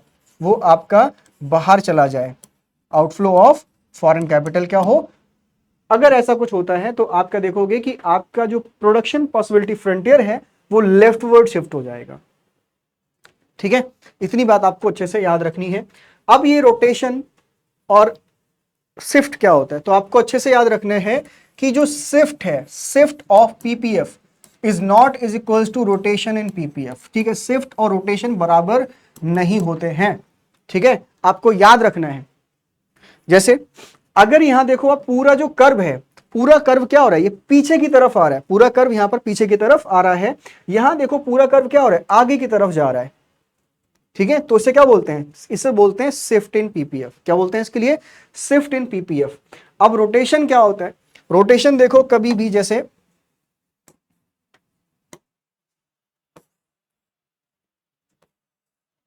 ठीक है, मान के चलो कि अगर आपका ये है आपका प्रोडक्शन पॉसिबिलिटी फ्रंटियर। ठीक है, ये पीपीएफ है आपका इन नॉर्मल कंडीशंस। अगर यहां पर एक्स गुड्स के प्रोडक्शन कैपेसिटी बढ़ा दी जाए, ठीक है, ये y है और ये आपका x है। अगर x गुड्स के प्रोडक्शन कैपेसिटी को बढ़ा दिया जाए तो उससे आप क्या देखोगे? आप देखोगे कि यहां पर जो x का प्रोडक्शन है वो बढ़ जाएगा। ठीक है, क्या होगा? वो बढ़ जाएगा। ठीक है, P1 पॉइंट ले लीजिए यहां पर। अगर वहीं पर x के प्रोडक्शन कैपेसिटी में डिक्रीज हो जाए, मतलब इफिशियंसी जो है वो घट जाती है, देन आप क्या देखोगे कि x क्या हो गया? ये आपका यहां पर प्रोड्यूस कम हो गया है। ठीक है, तो ये क्या हो गया? आपका P2 हो गया। तो इसे क्या बोलते हैं? इसे हम लोग बोलते हैं क्या? इसे बोलते हैं यहां पर रोटेशन ऑफ पीपीएफ। यहां पर देखोगे तो आपका पूरा कर्व यहां पर मूव नहीं कर रहा है, मूव नहीं कर रहा है। अगर x के प्रोडक्शन कैपेसिटी में इजाफा होता है, ठीक है, क्या होगा? इंक्रीज और डिक्रीज इन प्रोडक्शन कैपेसिटी और एफिशिएंसी ऑफ गुड एक्स। ठीक है, एक्स एक्सिस पर अगर रोटेट कर रहा है तो अगर यहां पर प्रोडक्शन एफिशिएंसी बढ़ गई है तो ये राइटवर्ड शिफ्ट होगा, सॉरी राइटवर्ड रोटेट होगा। और अगर घटा है प्रोडक्शन कैपेसिटी तो ये आपका लेफ्टवर्ड शिफ्ट होगा। ठीक है, तो यहां पर आपको ये बातें क्या रखनी है? याद रखनी है अपने एग्जामिनेशन के लिए कि यहां पर क्या हुआ, ये इधर शिफ्ट हुआ है और यहां पर क्या हुआ है? ये इधर शिफ्ट हुआ है। अब rotation on Y axis, Y axis पर कब रोटेशन होगा तो उसको भी जान लेते हैं फटाफट। देखिए, अगर कभी भी आपका वाई गुड्स के प्रोडक्शन कैपेसिटी में इजाफा होता है, ठीक है, जो वाई गुड्स है उसके प्रोडक्शन कैपेसिटी में क्या हो रहा है? इंक्रीमेंट हो रहा है। जैसे ये आपका नॉर्मल कंडीशंस में पीपीएफ बनता है इस तरह से, ठीक है। अब मान लीजिए कि हमने कोई ऐसी टेक्नोलॉजी इजाद कर ली, कोई नया टेक्नोलॉजी इन्वेंशन हो गया, जिससे क्या हुआ कि अब हम पी का प्रोडक्शन जो सॉरी बाई गुड्स का प्रोडक्शन है वो क्या कर पा रहे हैं, वो ज्यादा ले पा रहे हैं। क्या कर रहे हैं, वो ज्यादा ले पा रहे हैं, ठीक है। तो ये क्या हो गया आपका, ये हो गया P1, जहां पर आपका ये due to increased efficiency in the production of by good, आप यहां पर प्रोडक्शन ज्यादा ले पा रहे हो। तो ये क्या हो गया, वाई एक्सेस पर मूव, सॉरी बाय एक्सेस पर मूव कर रहा है ऊपर की तरफ। वहीं दूसरी तरफ आप क्या देखो कि यहां पर अगर वाई गुड्स के प्रोडक्शन कैपेसिटी में कमी आ गई, वाई गुड्स के प्रोडक्शन कैपेसिटी में क्या आ गई, कमी आ गई, तो यहां पर ये जो कर्व है वो क्या होगा, नीचे की तरफ आ जाएगा, P2 पॉइंट पर आ जाएगा, ठीक है। तो ये क्या होगा, रोटेशन होगा। क्या होगा, ये रोटेशन होगा। एक सवाल आपके एग्जामिनेशन में और बनता है, और वो ये है कि क्या प्रोडक्शन पॉसिबिलिटी फ्रंटियर कभी भी इंटरसेक्ट कर सकता है, इंटरसेक्ट कर सकता है, बिल्कुल कर सकता है, ठीक है। एक सवाल आपके एग्जामिनेशन में और बता रहा हूं मैं आपके लिए, कैन पीपीएफ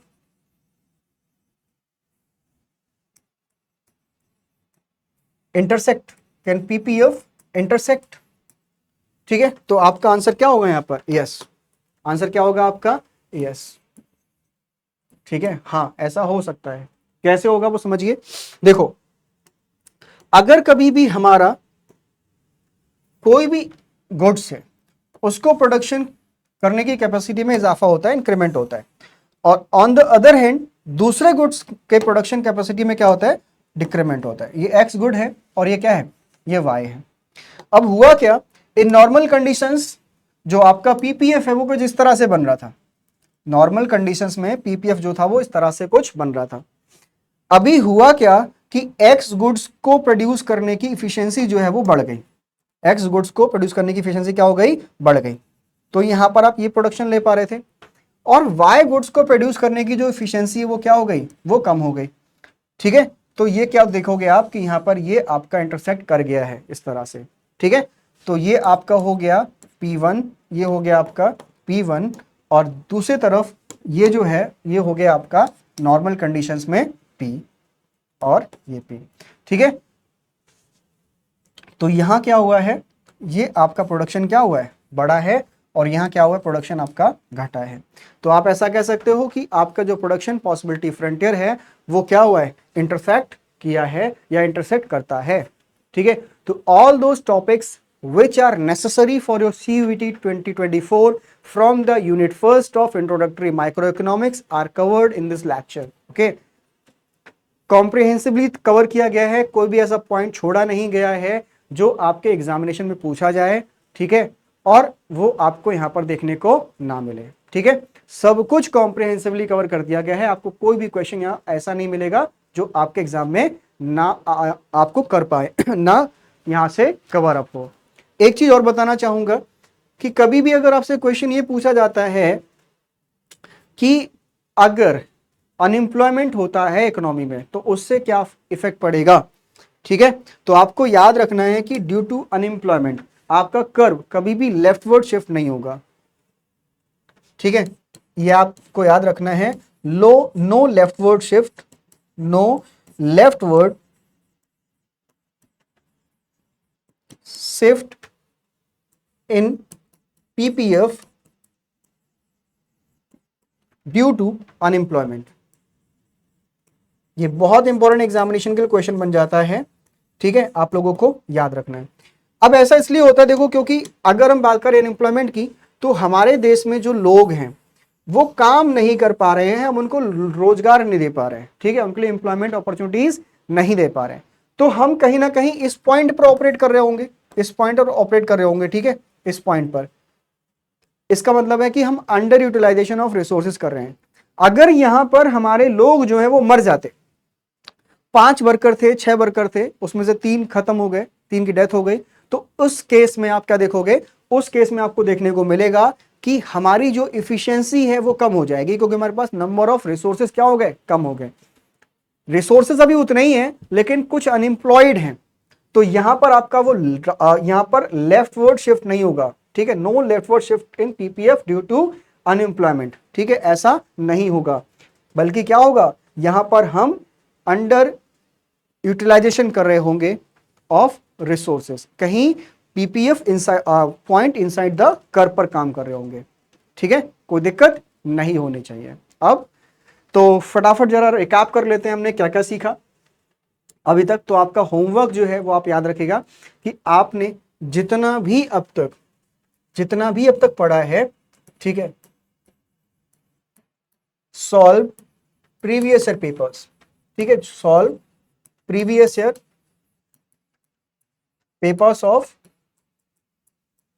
सीयूईटी, ठीक है, आपका काम है कि आप सीयूईटी के प्रीवियस ईयर पेपर्स को सॉल्व करें और देखें कि मैंने यहाँ पर जो पढ़ाया है कि वो आपके लिए एग्जाम में रेलेवेंट है या नहीं है।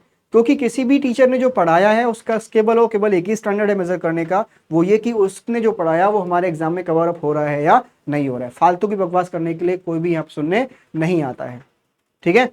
चलिए, कोई भी स्टूडेंट हुआ वो सिर्फ वही सुनना चाहता है जो उसके एग्जाम के लिए रेलेवेंट है, उसके लिए लाइफ के लिए रेलेवेंट है। दूसरी बात यह है कि आप जो एनसीईआरटी है, ठीक है, उसके जो क्वेश्चंस हैं उनको सॉल्व करें, ये आपका होमवर्क है, ठीक है। तो फटाफट ब्रीफ रिकैप ले लेते हैं हमने आज क्या सीखा। तो सबसे पहले हमने सीखा कि इंट्रोडक्टरी टू माइक्रो इकोनॉमिक्स, ठीक है, इंट्रोडक्शन टू माइक्रो इकोनॉमिक्स, क्या होता है माइक्रो इकोनॉमिक्स, क्यों पढ़ते हैं हम लोग माइक्रो इकोनॉमिक्स और उसमें क्या क्या इंपॉर्टेंट पॉइंट हैं, जैसे कि स्कैसिटी आपने पढ़ा central problems of an economy क्या होते हैं, ठीक है। देन आपने पढ़ा डिफरेंस क्या होता है माइक्रो इकोनॉमिक्स का और मैक्रो इकोनॉमिक्स का। प्रोडक्शन पॉसिबिलिटी फ्रंटियर जो आपके एग्जाम के लिए बहुत ज्यादा यूजफुल है वो आपने यहां पर सीख लिया। रोटेशन क्या होता है, शिफ्ट क्या होता है, ये सारी चीजें आप अच्छे से जान चुके हो, ठीक है। अगर आपको क्लास अच्छा लगा है तो जरूर बताइएगा कमेंट करके, ठीक है, क्या अच्छा लगा आपके लिए, कितना आपके समझ में आया है और क्या आपको यहां पर और इंप्रूवमेंट की गुंजाइश रहती है, ठीक है, जिसको कि अगले क्लास में कवर अप किया जा सके। आई होप जितने भी लोग जो सीयूईटी 2024 की तैयारी कर रहे हैं वो जुड़े रहिए सीयूईटी वाला पर, ठीक है, ताकि आप जो भी आपने मन में डिजायर पैदा किया है जिस सेंट्रल यूनिवर्सिटी में एडमिशन लेने का, उसमें आपका एडमिशन हो सके, ठीक है। तो आपकी सफलता के लिए, आपके सक्सेसफुल एडमिशन एंट्रेंस टेस्ट के लिए यहां पर फिजिक्स वाला अवेलेबल है। यहाँ के जो सारे टीम मेंबर्स हैं वो आपके लिए ही काम करते हैं और आपके लिए ही हैं, ठीक है। तो ऑल द वेरी बेस्ट। मुझसे जुड़ने के लिए फटाफट जाइए, क्वेश्चन सॉल्व कीजिए और बताइए कि आपके कितने क्वेश्चंस यहाँ पर सॉल्व हुए मेरे इस क्लास को देखने के बाद। Thank you, all the best, जय हिंद, वंदे मातरम। फिर मुलाकात होगी आपसे नेक्स्ट लेक्चर में, तब तक पढ़ते रहिए, हंसते रहिए, मुस्कुराते रहिए।